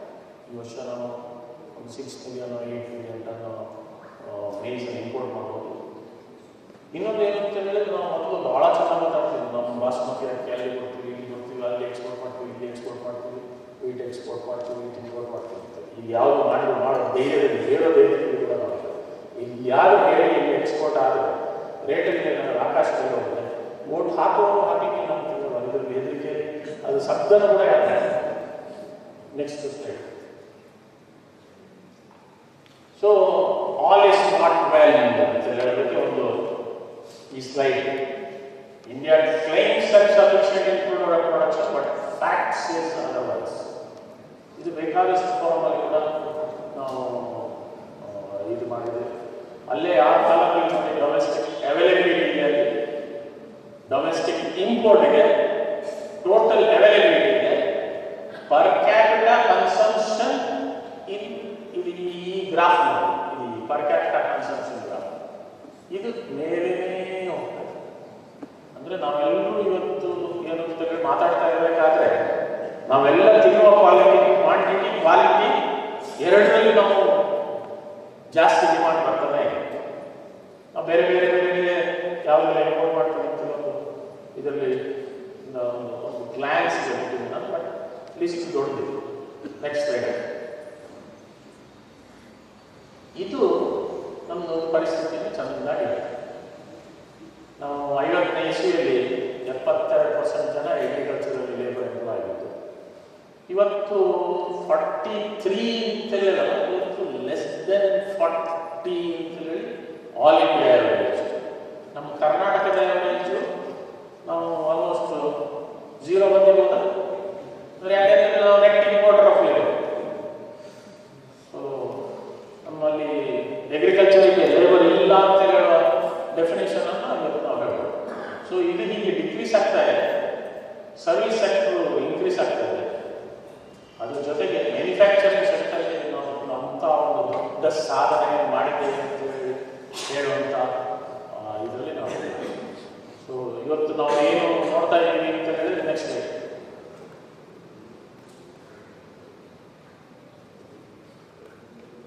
ಸೊ ನಮಗೊಂದು ಚಾಲೆಂಜ್. ಇಷ್ಟರವರೆಗೆ ನಾನು ಫಾಸ್ಟ್ ಪ್ರೆಸೆಂಟ್ ನಾನು ಮಾತಾಡಿರೋದು. ಇನ್ನು ಮಾತಾಡಲಿಕ್ಕಿರೋದು ನೆಕ್ಸ್ಟ್ ದಿನ. ಇದಕ್ಕೆ ನಾನು ಮಾತ್ರ ಮಾತಾಡೋದಲ್ಲ, ನೀವು ಕೂಡ ನನ್ನೊಟ್ಟಿಗೆ ಸೇರಿ ಮಾತಾಡೋದು. ಸೊ ನಮ್ಮ ಪಾಪ್ಯುಲೇಷನ್ 2050 ಇಸ್ವಿಗಾದ್ರೆ ಆಗಬೇಕಂತ ಹೇಳಿದ್ರೆ 9 ಮಿಲಿಯನ್ ಆಗಿದೆ. ಈ 9 ಮಿಲಿಯನ್ ಆಗಬೇಕಾದ್ರೆ ಇಂಡಿಯಾದಲ್ಲಿ 2 ಮಿಲಿಯನ್ ಆಗಿದೆ. ನೆಕ್ಸ್ಟ್ ಇದು ಇಂಪಾರ್ಟೆಂಟ್. ನಾವು ಒಂದು ದಿವಸಕ್ಕೆ 3,000 ಕ್ಯಾಲರಿ ನಮಗೆ ತಿನ್ನಲಿಕ್ಕೆ ಬೇಕು. ಸೊ ಈ 3,000 ಕ್ಯಾಲರಿ ತಿನ್ನಲಿಕ್ಕೆ ಬೇಕಾದಷ್ಟನ್ನು ನಾವು ನಮ್ಮ ಅಗ್ರಿಕಲ್ಚರಲ್ಲಿ ನಾವು ಪ್ರೊಡ್ಯೂಸ್ ಮಾಡ್ತಾ ಇದ್ದೇವೆ ಅಂತ ಹೇಳಿದ್ರೆ ನಾವು ಸೆಲ್ಫ್ ಸಫಿಷಿಯೆಂಟ್ ಅಂತ ಹೇಳೋದು. ಅಷ್ಟು ಹೇಳದೆ ನಾವು ಹೇಳೋದು ತಪ್ಪು. ಈ 3,000 ಕ್ಯಾಲರಿಯಲ್ಲಿ ಬಿಸ್ಕಿ ಬಿಯರು ಇದೆಲ್ಲ ಬರಲಿಲ್ಲ. ಬರೀ ಊಟ ಮಾತ್ರ ಮಾತಾಡ್ತಾರೆ, ಮಿನಿಮಮ್ ಇದು ಮಾತ್ರ ಮಾತಾಡ್ತಾರೆ. ನೆಕ್ಸ್ಟ್ ಈಗ ಇದನ್ನು ನೋಡೋಣ. ನಾವು ಒಂದು ಬೇರೆ ಬೇರೆ ಥರ ಪಾಪ್ಯುಲೇಷನ್ ನಾವು 3,000 ಕ್ಯಾಲರಿ ಅಂತ ಹೇಳಿದ್ರೆ ಯಾವುದು ಎಷ್ಟೆಷ್ಟು ಗ್ರಾಮ್ ಬೇಕು ಅಂತ ಹೇಳಿ ಲೆಕ್ಕ ಹಾಕ್ತೀವಿ. ನಿಮಗೆ ಕಾಣ್ತದೆ. ನೀವು ಈ ಪಿಕ್ಚರನ್ನು ಫೋಟೋ ತಗೊಂಡು ದಿವಸದ್ದು ನೋಡಿದ್ರು ತಪ್ಪಿಲ್ಲ.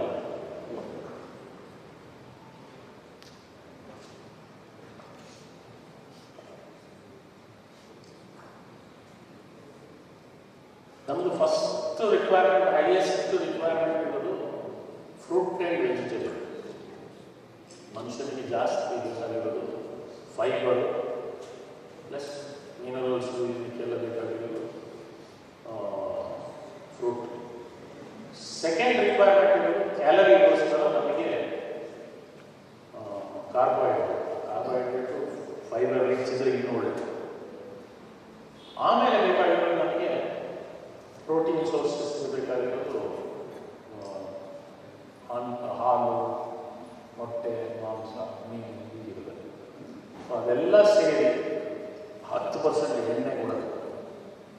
ಸೊ ಇದೆಲ್ಲ ಸೇರಿದರೆ ಒಂದು ಕ್ಯಾಲರಿಕ್ ವೈಸಲ್ಲಿ ನಾನು ಬರೆದಿದ್ದೀನಿ. ಸೊ ಕ್ಯಾಲರಿಕ್ ವೈಸಲ್ಲಿ ಎಷ್ಟೆಷ್ಟು ಗ್ರಾಮ್ ಬೇಕು ಅಂತ ಕೂಡ ಬರ್ಬೋದು. ನೀವು ಅದನ್ನು ಓದ್ಬೋದು. ನಾವೊಂದು 400 ಗ್ರಾಮ್ ತರಕಾರಿ, 180 ಗ್ರಾಮ್ ಫುಡ್ ಗ್ರೇನ್, ಒಂದು 100 ಗ್ರಾಮ್ ಚಿಲ್ಲರೆ ಹಾಲು, ಮೊಟ್ಟೆ, ಅದೇ ಥರ ಒಂದು 35-40 ಗ್ರಾಮ್ ಎಣ್ಣೆ. ಇಷ್ಟನ್ನು ನಾವು ಪ್ರೊಡ್ಯೂಸ್ ಮಾಡ್ತಾ ಇದ್ದೇವೆ. ನಮ್ಮ ದೇಶ ಅಂತ ಹೇಳಿದ್ರೆ ನಮ್ಮ ದೇಶ ನಾವು ಪ್ರೊಡ್ಯೂಸ್ ಮಾಡ್ತಾ ಇದ್ದೇವೆ ಅಂತ. ನಾವು ಯಾರನ್ನ ಬೇರೆಯವ್ರನ್ನ ತೋರಿಸ್ಕೊಳ್ತೀವಿ, ನಾವು ಪ್ರೊಡ್ಯೂಸ್ ಮಾಡ್ತಾ ಇದ್ದೀವಿ ಅಂತ ಹೇಳಿ ನೋಡ್ಬೋದು. ಇದು ಮಾಡ್ತಾ ಇಲ್ಲ ಅಂತ ಹೇಳೋದಕ್ಕೆ ಈಗ ಫರ್ದರ್ ಪ್ರೂಫ್ ಏನು ಬೇಕು ಅಂತ ಹೇಳಿ ಇದೇನು ನೀವು ಮಾತಾಡ್ತಾ ಇದ್ದೀರಿ, ನಾವು ಇಷ್ಟು ದಿವಸ ಕೇಳಿದ್ದೇವೆ, ನೀವು ಹೇಳ್ತಾ ಇರೋದೇ ಅಂತ ಹೇಳೋದಲ್ಲ. ಇದು ಫ್ಯಾಕ್ಟ್ ಏನು ಅಂತ ಹೇಳಿದ್ರೆ ನಾವು ಏನು ತಿನ್ನಬೇಕು ಅಂತ ಹೇಳಿದ್ರೆ ನಾವು ಒಂದು ದಿವಸ ಲೆಕ್ಕ ಹಾಕಿ ನೋಡೋದಿಲ್ಲ. ನಮ್ಮ ಮನೆಯಲ್ಲಿ ಏನು ಸಿಗ್ತದೋ, ನಮ್ಗೆ ಯಾವ ರುಚಿ ಸಿಗ್ತದೋ ಅದನ್ನು ತಿಂತಾರೆ. ಆ ತಿಂದರಿಗೆ ನಾವು ಈ ಥರ ಹೇಳೋದು ಓವರ್ ವೆಯ್ಟು, ಬೇಕಾದ ಕಾಯಿಲೆ, ಬೇಡದ ಕಾಯಿಲೆ, ಇದೆಲ್ಲ ಬರಲಿಕ್ಕೆ ಕಾರಣ ನಮ್ಮ ಫುಡ್ಡಿನ ನಮ್ಮ ಏನು ಇಂಟೇಕ್ ಮಾಡಿರ್ತೀವೋ ಅದರಿಂದಾಗಿ ಆಗಿದೆ. Next like.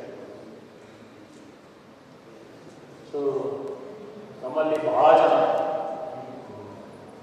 ನಮ್ಮದು ವೆಜಿಟೇರಿಯನ್ ದೇಶ ಅಂತ ಹೇಳ್ತಾರೆ. ನಮ್ಮ ದೇಶ ವೆಜಿಟೇರಿಯನ್ ದೇಶ ಅಲ್ಲ. 29% ಜನರು ಮಾತ್ರ ವೆಜಿಟೇರಿಯನ್ ಆಗಿದೆ. ಸೊ ಇವತ್ತಿನ ದಿವಸದಲ್ಲಿ ನಮ್ಮ ದೇಶದಲ್ಲಿ ಕನ್ಸಂಪ್ಷನ್ ಆಫ್ ಹಾಲಾಗಲಿ, ಮೊಟ್ಟೆ ಆಗಲಿ, ಮಾಂಸ ಆಗಲಿ, ಮೀನಾಗಲಿ ಅದು CGR ಗ್ರೋತ್ 6% ಮೇಲೆ ಗ್ರೋತಲ್ಲಿ ಇನ್ಕ್ರೀಸ್ ಆಗ್ತದೆ. ಪ್ರಪಂಚದಲ್ಲಿಯೂ ಅದೇ ಥರ. ಸೊ ಹಾಗೆ ನಾವು ಬರೇ ಆಹಾರ ಅಂತ ಹೇಳಿದರೆ ಆಹಾರ ಮಾತ್ರ ಅಲ್ಲ, ಎಲ್ಲ ಉಳಿದಿದ್ದರಲ್ಲಿ ಕೂಡ ನಾವು ಶಾರ್ಟೇಜ್ ಆಗಿದೆ. ನೆಕ್ಸ್ಟ್ ಇದೊಂದು ಭಾರಿ ಇಂಟ್ರೆಸ್ಟಿಂಗ್ ಸ್ಲೈಡ್. ಈ ಸ್ಲೈಡಲ್ಲಿ ನಾನು ಭಾಳ ವರ್ಷದಿಂದ ಯೂಸ್ ಮಾಡ್ತಾ ಇದ್ದೇನೆ. ನಾನು ಹುಟ್ಟುವಾಗ ಒಂದು ಎಕರೆಯಲ್ಲಿ ಇಬ್ಬರಿಗೆ ಫುಡ್ ಗ್ರೈನ್ ಪ್ರೊಡ್ಯೂಸ್ ಮಾಡ್ತೀವಿ ಸಾಕಿದೆ. ಈಗ 5 ದಾಟಿದೆ. ಇನ್ನು ಸ್ವಲ್ಪ ದಿವಸದಲ್ಲಿ 10 ಆಗ್ತದೆ. ಇದನ್ನು ಹೇಗೆ ಬೆಳಿಬೋದು, ಯಾವ ಥರದಲ್ಲಿ ಬೆಳಿಬೋದು, ಒಂದು ಎಕರೆಯಲ್ಲಿ ಅಷ್ಟು ಕ್ಯಾಲರಿ ಇದನ್ನು ತರಬಹುದು, ತರೋದಾದ್ರೆ ಹೇಗೆ ತರಬಹುದು, ಯಾವ ಥರ ನಾವು ಬೆಳಿಬೋದು ಅಂತ ಹೇಳಿ ನೋಡಬೇಕಾಗ್ತದೆ. ಇದು ನಮಗೆ ಎಲ್ಲೋ ಒಂದು ಕಡೆ ಕಾಲೇಜಲ್ಲೋ ಒಂದು ಯೂನಿವರ್ಸಿಟಿಯಲ್ಲೋ ಇಲ್ಲ ಒಂದು ಯಾವುದೋ ಒಂದು ಡಿಸ್ಕಷನ್ ರೂಮಲ್ಲಿ ಈ ಥರದ ಇನ್ಫಾರ್ಮೇಷನ್ ಸಿಕ್ಕುವುದಿಲ್ಲ. ನಾವು 4 ಜನ ಹತ್ರ ಕೂತು ಮಾತಾಡಿ ಡಿಸ್ಕಷನ್ ಮಾಡಿದಾಗ ಈ ಥರದ್ದು ಬರುತ್ತೆ. ನೆಕ್ಸ್ಟ್ ಇದ್ರ ಜೊತೆಗೆ ನಮಗೆಲ್ಲರಿಗೂ ಗೊತ್ತು ಕ್ಲೈಮೇಟ್ ಚೇಂಜ್ ಆಗಿದೆ. 2 ಡಿಗ್ರಿ 3 ಡಿಗ್ರಿ ಆಗಿದೆ. ಇವರು ನನ್ನೊಟ್ಟಿಗೆ ಬಂದಿದ್ರು, ಅವರು ಶ್ರೀಮಂತ ಭಟ್ರು ಹೇಳ್ತಿದ್ರು, ನಾನು ಬಂದಾಗ ಭಾಳ ಚಳಿ ಆಗ್ತಿತ್ತು, ಈಗ ಚಳಿ ಆಗೋದಿಲ್ಲ ಸಸ್ಯ. ಸೊ ಆ ಕ್ಲೈಮೇಟ್ ಚೇಂಜ್, ನೀರು ಅಂತೇಳೋದು ಒಂದು ನಮ್ಮ ದೇಶದಲ್ಲಿ ಬೇಕಾದಷ್ಟು ಜಾಗದಲ್ಲಿ ಭಾಳ ಸ್ಕ್ಯಾರ್ಸಿಟಿ, ಅದಕ್ಕೆ ಸರಿಯಾಗಿ ಹೊಸ ಹೊಸ ಪೆಸ್ಟ್ಗಳು ಎಲ್ಲ ಕಡೆಯೂ ಜಾಸ್ತಿ. ಸೊ ಇದೆಲ್ಲ ನಮಗಿರೋ ಸಾಲ. ಫಸ್ಟು ನಮ್ಮ ಹತ್ರ ಬೇಕಾದಷ್ಟು ಫುಡ್ ಇಲ್ಲ, 2ನೇದು ನಮ್ಮ ಹತ್ರ ಬೇಕಾದಷ್ಟು ಜಾಗ ಇಲ್ಲ, 3ನೇದು ನಮ್ಮ ಜಾಗದಲ್ಲಿ ಬೇಕಾದಂಥ ವೆದರ್ ಆಗಲಿ ನೀರಾಗಲಿ ಇಲ್ಲ. ಅದೆಲ್ಲ ನಮ್ಮಲ್ಲಿ ಬೇಕಾದಷ್ಟು ಕ್ರಿಮಿಕೀಟಗಳು ಜಾಸ್ತಿ ಜಾಸ್ತಿ ಜಾಸ್ತಿ ಜಾಸ್ತಿ ನಮ್ಮ ಪರಿಸ್ಥಿತಿ.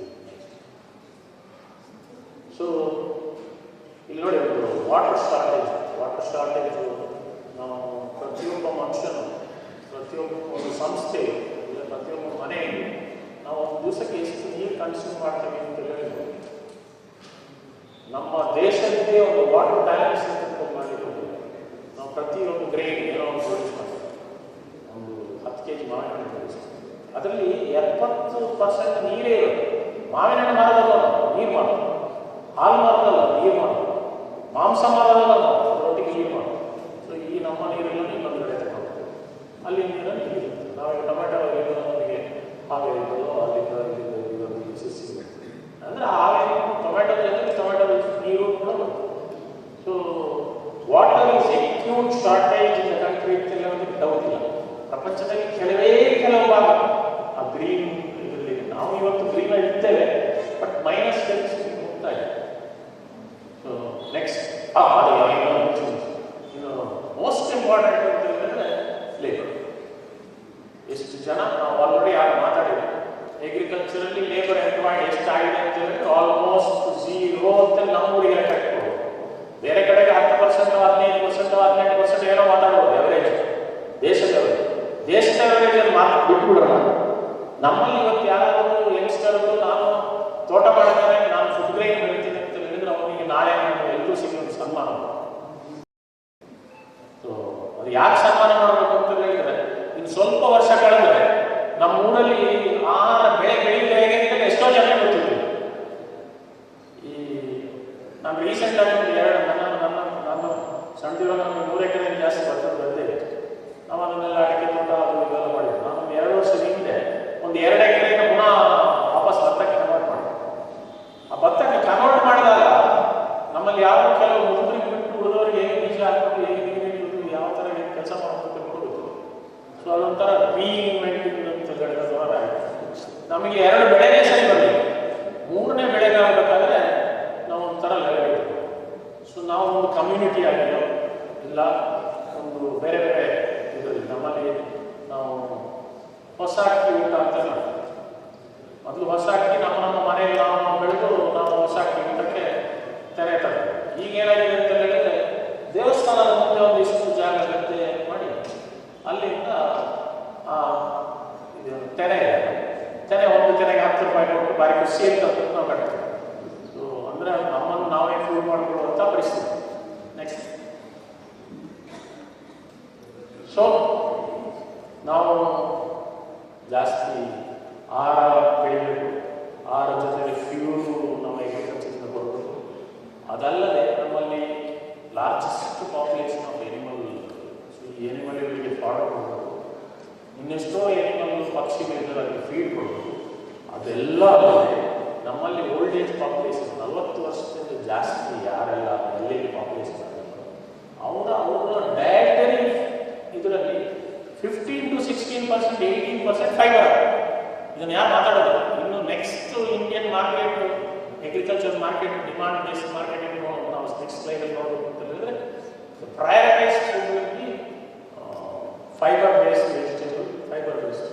ಯಾಕೆಂತ ಹೇಳಿದ್ರೆ ಇವತ್ತು ನೀವು ಒಂದು ಫೈಬರ್ ಬೇಸ್ಡ್ ತಿಂದರೆ ಈ ಇಮಿಡಿಯೇಟ್ ಇವತ್ತು ಸಾಯಂಕಾಲ ನಾಳೆ ಬೆಳಗ್ಗೆ ಅವ್ರಿಗೆ ಕಂಫರ್ಟಬಲ್ ಆಗುತ್ತೆ. ಸೊ ಆ ಥರದ್ದು ಸಿಚುವೇಶನ್ ಬಂದಿದೆ ಅವರು. ನೆಕ್ಸ್ಟ್, ಸೊ ಇದೆಲ್ಲ ಪ್ರಾಬ್ಲಮ್ ಪ್ರಪಂಚಕ್ಕೆ ಇಡೀ ಇರೋದು. ಅದು ನಮಗೆ ಏಷ್ಯಾಕ್ಕೆ ಎಲ್ಲರಿಗೂ ಜಾಸ್ತಿ ಇದೆ. ಯಾಕೆಂತಂದರೆ ನಮ್ಮಲ್ಲೇ ನಾವು ಪಾಪ್ಯುಲೇಷನ್ ಜಾಸ್ತಿ ಇದೆ. ಇಂಡಿಯಾದಲ್ಲೂ ನಾವು ಹೈಯೆಸ್ಟ್ ಪಾಪ್ಯುಲೇಷನ್. ಸೊ ನಮಗೆ ಅದು ಪಾಪ್ಯುಲೇಷನ್ ಇನ್ನೂ ಜಾಸ್ತಿ ಇದೆ. ನೆಕ್ಸ್ಟ್. ಸೊ ಇದಕ್ಕೆ ನಾನು ಯಾವಾಗಲೂ ನಾನು ಯಾವ ಅಪಾರ್ಚುನಿಟಿ ಸಿಗ್ತದೋ ನಾವೆಲ್ಲರೂ ಏನು ಹೇಳ್ತೇವೆ ಅಂತ ಹೇಳಿದರೆ ಅಗ್ರಿಕಲ್ಚರಲ್ಲಿ ನಮಗೆ ಲಾಭ ಮಾಡಲಿಕ್ಕಾಗೋದಿಲ್ಲ, ಲಾಭ ಮಾಡಿ ದೊಡ್ಡ ಭಾಳ ಕಡಿಮೆ, ಹೇಗೆ ಮಾಡಿದ್ದೀರಿ ತೋರಿಸಿ ಇಲ್ಲ ಅಂತ ಇದನ್ನು ನಾವು ಭಾಳ ಮಾತಾಡ್ತೀವಿ. So United we are successful, if not we get waste ಅಂತ ಹೇಳೋದು ಅಗ್ರಿಕಲ್ಚರಲ್ಲಿ ಬೇರೆ ಬೇರೆ ಕ್ರಾಪಲ್ಲಿ ನಾವು ಇನ್ಕ್ಲೂಡಿಂಗ್ ನಿಮ್ಮ ಊರಿನ ಅಡಿಕೆ ಆಗಿರ್ಬೋದು, ಬೇರೆ ಬೇರೆ ಊರು ಮತ್ತು ಬೇರೆ ಬೇರೆ ಬೇರೆ. ಸೊ ನಾವು ಯಾವ ಯುನೈಟೆಡ್ ಆಗಿ ಏನಾದರೂ ಬೆಳಿತೀವೋ ಆವಾಗ ನಾವು ಸಕ್ಸಸ್ಫುಲ್ ಆಗ್ತೇವೆ. ಇದೇನಿದು ಡಿಮಾಂಡ್ ಬೇಸ್ಡ್ ಪ್ರಾಡಕ್ಟ್ಸ್ ಅಂತ ನಮಗೆ ಗೊತ್ತು. ಇವತ್ತು ನಮ್ಮ ದೇಶದಲ್ಲಿ ಎಣ್ಣೆಕಾಯಿ ಇಲ್ಲ, ನಮ್ಮ ದೇಶದಲ್ಲಿ ಸೀರಿಯಲ್ಸ್ ಇಲ್ಲ, ನಮ್ಮ ದೇಶದಲ್ಲಿ ಫೈಬರ್ ಇಲ್ಲ. ಸೊ ಇಲ್ಲದಿರುವ ಸೊತ್ತನ್ನು ನಾವು ಬೆಳೆದರೆ ನಾವು ಜಾಸ್ತಿ ಲಾಭ ಮಾಡ್ತೀವಿ. ಸೊ ಇದೆಲ್ಲ ನಾನು ಡಿಮಾಂಡ್ ಬೇಸ್ಡ್ ಪ್ರೊಡಕ್ಷನ್ ಅಂತ ಹೇಳ್ತೇವೆ. ನಮ್ಮ ದೇಶದಲ್ಲಿ ಇನ್ನೊಂದು ದೊಡ್ಡ ಪ್ರಾಬ್ಲಮ್ ಏನಂತ ಹೇಳಿದರೆ ನಾವು ನಮ್ಮಲ್ಲಿ ಸರ್ಪ್ಲಸ್ ಮ್ಯಾನೇಜ್ಮೆಂಟ್ ಅಂತ ಹೇಳುವ ಶಬ್ದ ನಮ್ಮಲ್ಲಿ. ಸರ್ಪ್ಲಸ್ ಮ್ಯಾನೇಜ್ಮೆಂಟ್ ಮಾಡಿದ ಕೂಡಲೇ ಆ ಬೆಳೆದವನಿಗೆ ಒಂದು ಗೊತ್ತು, ಅವ್ನು ಜಾಸ್ತಿ ಬೆಳೆಯೋದಕ್ಕೆ ಅವನಿಗೆ ರೇಟ್ ಕಡಿಮೆ. ಸೊ ಈ ಥರ ಆಗಿ ಜಾಸ್ತಿ ಬೆಳೆದು ಅವನು ಲಾಸ್ ಆಗಿ ಇವತ್ತು ಅವನು ಕಡಿಮೆ ಬೆಳೀತಾರೆ. ನಮ್ಮಲ್ಲಿ ಎಣ್ಣೆಕಾಳು ಬೆಳೆ ಕಡಿಮೆ ಆಗಲಿಕ್ಕೂ ಕಾರಣನೂ ಅದೇ, ನಮ್ಮಲ್ಲಿ ಫುಡ್ ಗ್ರೇನ್ ಕಡಿಮೆ ಆಗಲಿಕ್ಕೂ ಕಾರಣನೂ ಅದೇ, ಜಾಸ್ತಿ ಜನ ಅಗ್ರಿಕಲ್ಚರ್ ಬೇರೆ ಫೀಲ್ಡಿಗೆ ಹೋಗಲಿಕ್ಕೂ ಕಾರಣನೂ ಅದೇ. ಯಾಕೆ ಹೇಳಿದ್ರೆ ನಾವು ಸರ್ಪ್ಲಸ್ ಮ್ಯಾನೇಜ್ಮೆಂಟ್ ಯಾವಾಗಲೂ ಇಂಪಾರ್ಟೆನ್ಸ್ ಕೊಟ್ಟಿಲ್ಲ, ಮಾಡಿಲ್ಲ, ಇನ್ನೂ ಮಾಡೋ ಪ್ಲ್ಯಾನಲ್ಲಿ ಇಲ್ಲ. ಸೊ ನಾವು agriculturist as one group of farmers ಇಲ್ಲ group of individual in a particular crop ಅಂತ ಹೇಳಿದ್ರೆ we have to produce what is in demand. If not at least sufficient, but definitely not sufficient. So ಈ ಥರ ಮಾಡಿದರೆ demand based ಪ್ರೊಡಕ್ಷನಲ್ಲಿ ನಮ್ಮ terms of sales ಅಂತ ಹೇಳ್ತೀವಿ. ನಾವೆಲ್ಲ ಬಿಸ್ನೆಸ್ಸಲ್ಲಿ ಒಂದು ಟರ್ಮ್ಸ್ ಆ್ಯಂಡ್ ಕಂಡೀಷನ್ ಅಂತೆಲ್ಲ. ಅಗ್ರಿಕಲ್ಚರ್ ಬಿಸ್ನೆಸ್ ಮಾಡುವಾಗ ಟರ್ಮ್ಸ್ ಆ್ಯಂಡ್ ಕಂಡೀಷನ್ ಇಲ್ಲ. ನನ್ನ ಬೆಳೆ ನಿಮ್ಮ ರೇಟ್, ನಿಮ್ಮ ಗೊಬ್ಬರ ನಿಮ್ಮ ರೇಟ್, ಹಾಗೆ ಎಲ್ಲವೂ ಕಾರ್ಯ. ಸೊ ಟರ್ಮ್ಸ್ ಆಫ್ ಸೇಲಲ್ಲಿ ನಾವು ಅಗ್ರಿಕಲ್ಚರಲ್ಲಿ ಇಲ್ಲ. ಯಾಕಿಲ್ಲ ಅಂತ ಹೇಳಿದ್ರೆ ನಮ್ಮ ದೇಶದ ಎಲ್ಲ ಜನರಿಗೂ ಬೇಕಾದಷ್ಟು ಜನ ಹಳ್ಳಿಯಲ್ಲಿ ಇರುವವರನ್ನ ಹಳ್ಳಿಯಿಂದ ಹೊರಗಡೆ ಓಡಿಸ್ಬೇಕು ಅಂತ ಹೇಳೋ ಕಾರಣಕ್ಕೋಸ್ಕರನೇ ಈ ಪಾಲಿಸಿ ಮಾಡಿರ್ತಕ್ಕಂಥ ಕಾರಣ. ನೆಕ್ಸ್ಟ್. ಸೊ ಇದರ ಜೊತೆಗೆ ನೀವು ಬೇಕಾದ ಮತದಾನ ಭಾಳ ಸುಲಭ ಇದೆ. ಏನು ಬೆಳೆದು ಏನು ಮಾರಿದ್ರು ಕೂಡ ಯಾವ ಕ್ವಶನ್ ಮಾಡ್ಕೊಂಡಿಲ್ಲ, ಏನು ಅದರ ಬಗ್ಗೆ ಏನು ರೆಕಾರ್ಡ್ ತೆಗೆದು. ಇವತ್ತು ಪ್ರತಿಯೊಂದು ಐಟಮ್ಗಳಿಗೂ ಫುಡ್ ಐಟಮ್ಗೂ ಒಂದು ಸ್ಟ್ಯಾಂಡರ್ಡ್ ಇದೆ. ಸೊ ಆ ಸ್ಟ್ಯಾಂಡರ್ಡ್ ಇಲ್ಲ ಅಂತ ಹೇಳಿದರೆ ಅವನಿಗೆ ಫೈನ್ ಆಗೋ ಚಾನ್ಸಸ್ ಇರ್ತದೆ. ಈ ಥರ ಅದೇ ಥರ ಫುಡ್ ಸೇಫ್ಟಿಯಲ್ಲಿ ಕೂಡ ನಮ್ಮ ಕನ್ಸ್ಯೂಮರ್ಸ್ಗಳೆಲ್ಲ ಭಾಳ ಕಾಳಜಿ ವಹಿಸ್ತಾರೆ. ಯಾವುದಾದ್ರು ಥರ ಗಲೀಜ್ ಪ್ಯಾಕಿಂಗ್ ಮಾಡಿ ಇದು ಮಾಡಲಿಕ್ಕಾಗೋದಿಲ್ಲ. ಬಟ್ ಅನ್ಫಾರ್ಚುನೇಟ್ ಏನಂತ ಹೇಳಿದ್ರೆ ಇವತ್ತಿನ ದಿವಸದಲ್ಲಿ ನಾನು ಏನಾದರೂ ಒಂದು ಫ್ರೆಶ್ ಅನ್ನು ಅನ್ಪ್ಯಾಕ್ಡ್ ಆಗಿ ಫುಟ್ಪಾತಲ್ಲಿ ಮಾಡ್ತೇನೆ ಅಂತ ಹೇಳಿದರೆ ಅದಕ್ಕೆ ಟ್ಯಾಕ್ಸ್ ಇದೆ. ಅದನ್ನು ನಾನು ಚಂದ ಮಾಡಿ ಒಳ್ಳೆ ಜಾಗದಲ್ಲಿ ಪ್ಯಾಕ್ ಮಾಡಿ ಮಾರ್ತೇನೆ ಅಂತ ಹೇಳಿದರೆ ಅದಕ್ಕೆ 100% ಜಾಸ್ತಿ. ಸೊ ನಾವು ಏನಕ್ಕೆ ಫೋಕಸಲ್ಲಿ ಯಾರು ಇರಬೇಕು ಅಂತ ಹೇಳಿದ್ರೆ ನಮಗೆ ಗೊತ್ತಿಲ್ಲ. ಬಟ್ ಫುಡ್ ಟ್ರೇಸಬಿಲಿಟಿ ಈ 3 ಐಟಮ್ಗಳು ಇದು ಕಮ್ಮಿಂಗ್ ಡೇಸಲ್ಲಿ ನಮ್ಮ ಪಾರ್ಟ್ ಆಫ್ ಅಗ್ರಿಕಲ್ಚರ್ ಲೈಫ್ ಆಗ್ತದೆ. ಇದು ನಾವು ಮಾಡಲಿಕ್ಕೆ ಆಗಲಿಲ್ಲ ಅಂತ ಹೇಳಿದರೆ ನಾವು ಆ ಬಿಸ್ನೆಸ್ಸಲ್ಲಿ ಕಂಟಿನ್ಯೂ ಆಗೋ ಚಾನ್ಸಸ್ ಇಲ್ಲ. ನೆಕ್ಸ್ಟ್. ಬೇರೆ ಎಲ್ಲ ವ್ಯಾಪಾರಕ್ಕೆ ರಜೆ ಬೇಕು. ನೀವು ಶುಕ್ರವಾರ ಶನಿವಾರ ಬ್ಯಾಂಕಿಗೆ ರಜೆ, ಭಾನುವಾರ ಬ್ಯಾಂಕಿಗೆ ರಜೆ. ಅಗ್ರಿಕಲ್ಚರಲ್ಲಿ ನಿಮಗೆ ರಜೆ ಹೇಳೋದು ಇಲ್ಲ, ಮತ್ತು ಟೈಮಿಂಗೂ ಇಲ್ಲ. 9 ಗಂಟೆಗೆ ನನ್ನ ಆಫೀಸ್ ಓಪನ್ ಆಯಿತು ಅಂತ ಹೇಳೋದು ಇಲ್ಲ. ಇಂಥ ದಿವಸದಲ್ಲಿ ನಾವು ರಜೆ ಆಗ್ತೇವೆ ಅಂತ ಕೆಲಸ ನೋಡಲಿಕ್ಕೂ ಇಲ್ಲ. ಸೊ 24 ಗಂಟೆ ವಾರಕ್ಕೆ 5 ದಿವಸ, ವರ್ಷಕ್ಕೆ 365 ದಿವಸ, ವರ್ಷಕ್ಕೆ 57 ದಿವಸ ಕೆಲಸ ಮಾಡಲಿಕ್ಕೆ ಯಾರು ರೆಡಿ ಇರ್ತಾನೋ ಅವನು ಅಗ್ರಿಕಲ್ಚರಲ್ಲಿ ಉಳಿತಾನೆ, ಉಳಿದವರು ಅಗ್ರಿಕಲ್ಚರಲ್ಲಿ ಉಳಿಲಿಕ್ಕೆ ಸಾಧ್ಯ. ನೆಕ್ಸ್ಟ್. ಸೊ ಇದಿಷ್ಟು ಇದ್ರೂ ಸಾಕು. ಇದರ ನಂತರ ಇನ್ನೊಂದು ಸ್ಟೆಪ್ ಫರ್ದರ್ ಇವತ್ತು ಅಗ್ರಿಕಲ್ಚರ್ಸು ಆಗಿ ಅವನೊಬ್ಬ ಒಳ್ಳೆ ಅಗ್ರಿಕಲ್ಚರ್ ಆಗಿ ಲಾಭದಾಯಕವಾಗಿ ಅಗ್ರಿಕಲ್ಚರ್ ಮಾಡಬೇಕು, ಅವನು ಮುಂದೆ ಬರಬೇಕು, ಅವನು ಅವನು ಎಗ್ರಿಕಲ್ಚರಲ್ಲೇ ನಿಲ್ಲಬೇಕು ಅಂತ ಹೇಳಿದರೆ ಅವನು ಖಂಡಿತವಾಗಿ ಲಾಭ ಅವನು ಲಾಭ ಮಾಡಿಲ್ಲ ಅಂತ ಹೇಳಿದರೆ ಎಗ್ರಿಕಲ್ಚರ್ ನಿಲ್ಲೋದಿಲ್ಲ. ಅವನು ಯಾವಾಗ ಲಾಭ ಮಾಡಿಲ್ಲ ಎಗ್ರಿಕಲ್ಚರ್ ನಿಲ್ಲೋದಿಲ್ಲ ಅಂತ ಹೇಳಿದರೆ ನಮ್ಮಲ್ಲಿ ನಾವು ಏನೆಲ್ಲ ಡೆಫಿಸಿಟ್ ಇದೆ ಅಂತ ಜಾಸ್ತಿ ಡೆಫಿಸಿಟ್ ಇದೆ ಅದು ಜಾಸ್ತಿ ಆಗುತ್ತೆ, ಏನೆಲ್ಲ ಡೆಫಿಸಿಟ್ ಇಲ್ಲ ಅಂತ ಹೇಳಿದ್ರೆ ಅದನ್ನು ಡೆಫಿಸಿಟ್ ಆಗಿ ಸೊ ಮ್ಯಾನ್ ಪವರಲ್ಲಿ ನಾವು ಓಲ್ಡ್ ಏಜ್ ಹೋಮ್ ಆಗಿದ್ದೀವಿ. ಇನ್ನು ನಾವು ಓಲ್ಡ್ ಏಜ್ ಹೋಮಿಂದ ಅದನ್ನು ರಿವರ್ಸ್ ಮಾಡಬೇಕು ಅಂತ ಹೇಳಿದರೆ ಕನಿಷ್ಠ ಪಕ್ಷ 50 ವರ್ಷ, ಕನಿಷ್ಠ ಪಕ್ಷ 50 ವರ್ಷ. ಮೆಟೀರಿಯಲ್ಗಂತೂ 100% ಲಿಮಿಟೆಡ್, ಇದನ್ನು ಜಾಸ್ತಿ ಮಾಡಲಿಕ್ಕೆ ಚಾನ್ಸೇ ಇಲ್ಲ. ರಿಸೋರ್ಸಸ್ಸು ಎಲ್ಲನೂ ಎಕ್ಸ್ಪೆನ್ಸಿವ್. ಯಾವ ಮೆಟೀರಿಯಲ್ ನಮಗೆ ಮೊದಲಿನ ಕಾಲದಲ್ಲಿ ಏನಾದರೂ ಗೊಬ್ಬರ ಕೊಡೋದು, ಬೀಜ ಕೊಡೋದು, ಮಣ್ಣ ಅಂತ ಹೇಳಿದ್ರೆ ಪಕ್ಕದಲ್ಲಿ ಇದ್ದವರು ಯಾರಾದರೂ ಕೊಡ್ತಿದ್ರು. ಇವತ್ತಿನ ದಿವಸದಲ್ಲಿ ಯಾರು ಏನು ಕೊಡೋದು ಎಲ್ಲ ಕೊಟ್ಟೆ ಅದೆಲ್ಲ ಆದ ನಂತರ ನಾನು ಒಂದು ಪರ್ಟಿಕ್ಯುಲರ್ ಲೆವೆಲ್ ಆಫ್ ಪ್ರೊಡಕ್ಟಿವಿಟಿ ತಗೊಳ್ಳಿಲ್ಲ ಅಂತ ಹೇಳಿದರೆ ನಾನು ಅದನ್ನು ಲಾಭದಾಯಕ ಮಾಡ್ತೇನೆ. ಸೊ ಇಷ್ಟನ್ನು ಮಾಡಿ ನಾನು ಲಾಭದಾಯಕವಾಗಿ ಮಾಡಬೇಕು ಅಂತ ಹೇಳಿದರೆ ನಾನು ಒಂದು ವೆಲ್ ಪ್ಲ್ಯಾನ್, ಒಂದು ರಿಸೋರ್ಸ್ ಪ್ಲ್ಯಾನಿಂಗ್ ಮಾಡುವಂಥ ಎಬಿಲಿಟಿ ಇದ್ದರೆ ಎಗ್ರಿಕಲ್ಚರ್ಗೆ ಕಂಟಿನ್ಯೂ ಸರ್. ಅಂದರೆ ಈ ಮುಂದಿನ ಪೀಳಿಗೆಯಲ್ಲಿ ಯಾವ ಅಣ್ಣ ಎಲ್ಲೋ ಕೆಲಸಕ್ಕೆ ಹೋದ, ತಮ್ಮ ಇನ್ನೊಂದು ಕೆಲಸಕ್ಕೆ ಹೋದ, ನನಗೆ ಎಲ್ಲಿಯೂ ಕೆಲಸ ಸಿಗಲಿಲ್ಲ, ನಾನು ಅನ್ಫಿಟ್ ಇಲ್ಲಿ ಎಗ್ರಿಕಲ್ಚರ್ ಮಾಡ್ತೇನೆ ಅಂತ ಹೇಳಿದರೆ ಅವನು ಸಾಕಾಗಲಿಕ್ಕೆ ಆಗೋದಿಲ್ಲ. So it requires certain amount of expertise, certain amount of knowledge. So definitely coming ಡೇಸಲ್ಲಿ ಈಗ ನೀವು ಮೊನ್ನೆ ಸದ್ಯ ಪೇಪರ್ ನೋಡಬೇಕು, ಇನ್ಫೋಸಿಸ್ನಲ್ಲಿ ಒಂದು ಎಷ್ಟೋ ಸಂಬಳ ಕೊಟ್ಟು ಇವತ್ತು 30-35 ಸಾವಿರ ಸಂಬಳ ಕೊಡ್ತಾರೆ. ಸೊ ಇನ್ನೊಂದು ಸ್ವಲ್ಪ ವರ್ಷದಲ್ಲಿ ಇನ್ಫೋಸಿಸ್ನ ಜಾಸ್ತಿ ಸಂಬಳ ನಮ್ಮಲ್ಲಿ ಬೇಕಾದಷ್ಟು ರೈತರು ನಾವು ತಗೊಳ್ತೀವಿ ಅಂತ ಹೇಳೋ ಪರಿಸ್ಥಿತಿ ಬಂದಿದೆ. ಇವತ್ತು ನಿಮಗೆ ಎಷ್ಟು ಜನರಿಗೆ ಗೊತ್ತಿದೆಯೋ ಇಲ್ಲೋ ಗೊತ್ತಿಲ್ಲ, 750 ರೂಪಾಯಿಂದ ಕಡಿಮೆಗೆ ಲೇಬರ್ ಯಾರಿಗಾದ್ರು ಸಿಗ್ತಾರೆ. ಆ ಮನುಷ್ಯ 365 ದಿವಸ ಕೆಲಸ ಮಾಡಲಿಕ್ಕೆ ರೆಡಿ ಇದ್ದಾನ? ಆ ಮನುಷ್ಯ 8 ಗಂಟೆ ಕೆಲಸ ಮಾಡಲಿಕ್ಕೆ ರೆಡಿ ಇದ್ದಾನ?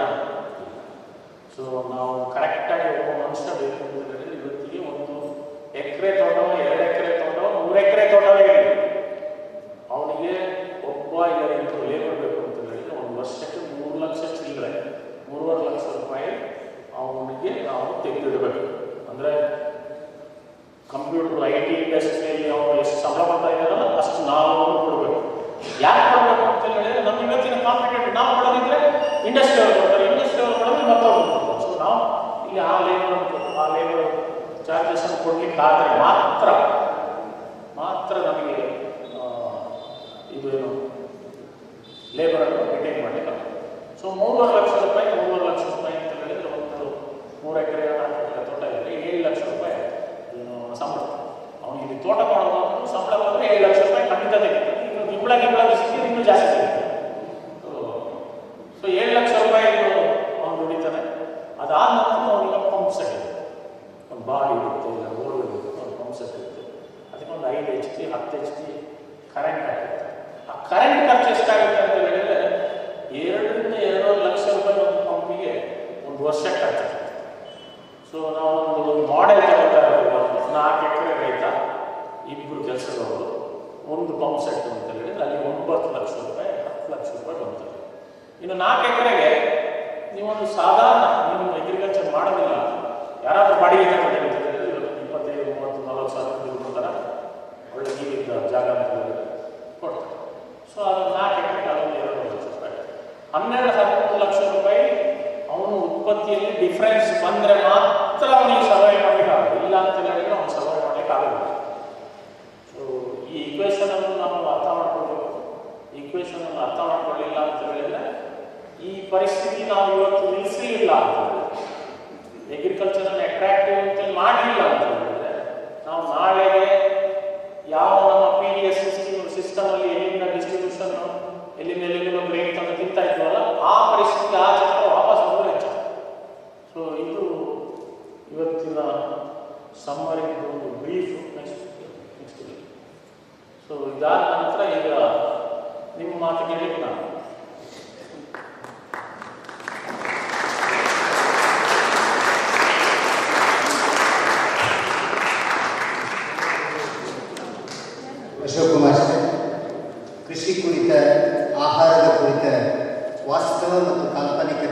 ಕುರಿತು ಸುದೀರ್ಘವಾದ ಮಾತುಗಳನ್ನು ಆಡಿದ್ದೀರಿ.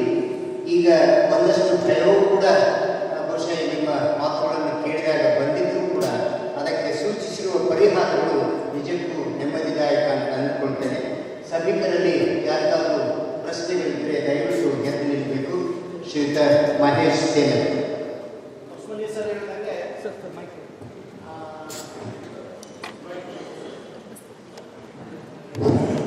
ಅಶೋಕ್ ಸರ್ ಹೇಳಿದ ಕೂಡಲೇ ಸ್ವಲ್ಪ ಭಯ ಹೋಗುದು ಮತ್ತು ಸ್ವಲ್ಪ ಹೊಸ ಭಯ ಶುರುವಾಯಿತು.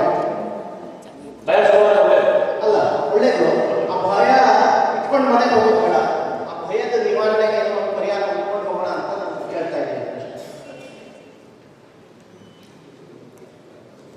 ಸರ್, ಇವತ್ತು ಲೆಸ್ ಲ್ಯಾಂಡ್ ಆ್ಯಂಡ್ ವಾಟರ್ ಅಲ್ಲಿ ನಾವು ಜಾಸ್ತಿ ಪ್ರೊಡಕ್ಟಿವಿಟಿ ಬೆಳಿಬೇಕು ಅಂತ ಹೇಳ್ತಾ ಇದ್ದೀವಿ. ಇವತ್ತು ಲ್ಯಾಂಡ್ ಆಲ್ರೆಡಿ ಲೆಸ್ ಆಗ್ತಾ ಇದೆ because of the cost of land, urbanization, roads, so many infrastructure projects. In and around Bangalore,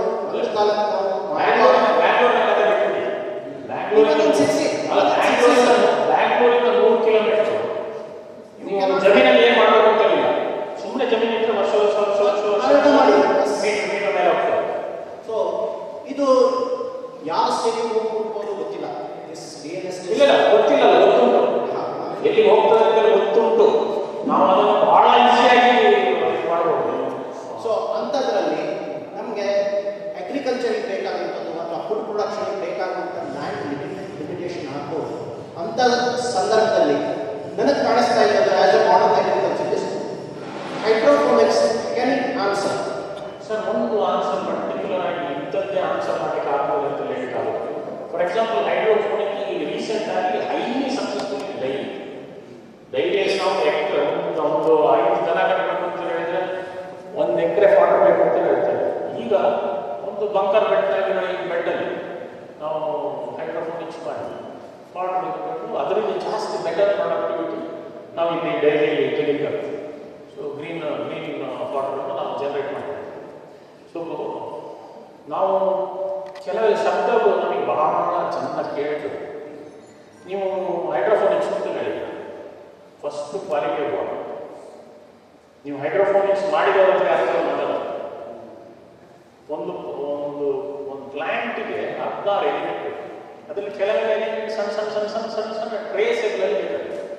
ಅದನ್ನೆಲ್ಲ ನಾವು ನೀರಿಗೆ ಹಾಕಿ ಮಿಕ್ಸಲ್ಲಿ ಹಾಕಿ ಕೊಡಬೇಕು. ಕೊಟ್ಟಾಗ ನಮ್ಮ ಡೆಫಿನೇಷನ್ ಏನು ಅಂತ ಹೇಳಿದ್ರೆ, ನಮ್ಮ ತಾಯಿ ಭೂಮಿ ಅಂತ ಹೇಳೋದು ಫಸ್ಟು ಅಲ್ಲ, ಭೂಮಿ ಇಲ್ಲದೆ ಬೆಳೆ ಬೆಳೆಯೋದು ಅಂತ ಹೇಳೋದಕ್ಕೆ ಒಂದು ಡೆಫಿನೇಷನ್ ಹೈಡ್ರೋಫೋನಿಕ್ಸ್. ಹೈಡ್ರೋಫೋನಿಕ್ಸಲ್ಲಿ ನಾವು ಬೇಕಾದಷ್ಟು ಬೆಳೆಗಳನ್ನು ಬೆಳಿಬೋದು, ಭಾಳ ಚೆನ್ನಾಗಿ ಬೆಳಿಬೋದು. ಪ್ರೊಡಕ್ಟಿವಿಟಿ, ಆರ್ಟಿಫಿಷಿಯಲ್ ಲೈಟ್ ಎಲ್ಲ ಹಾಕಿ ಬೆಳಿಬೋದು.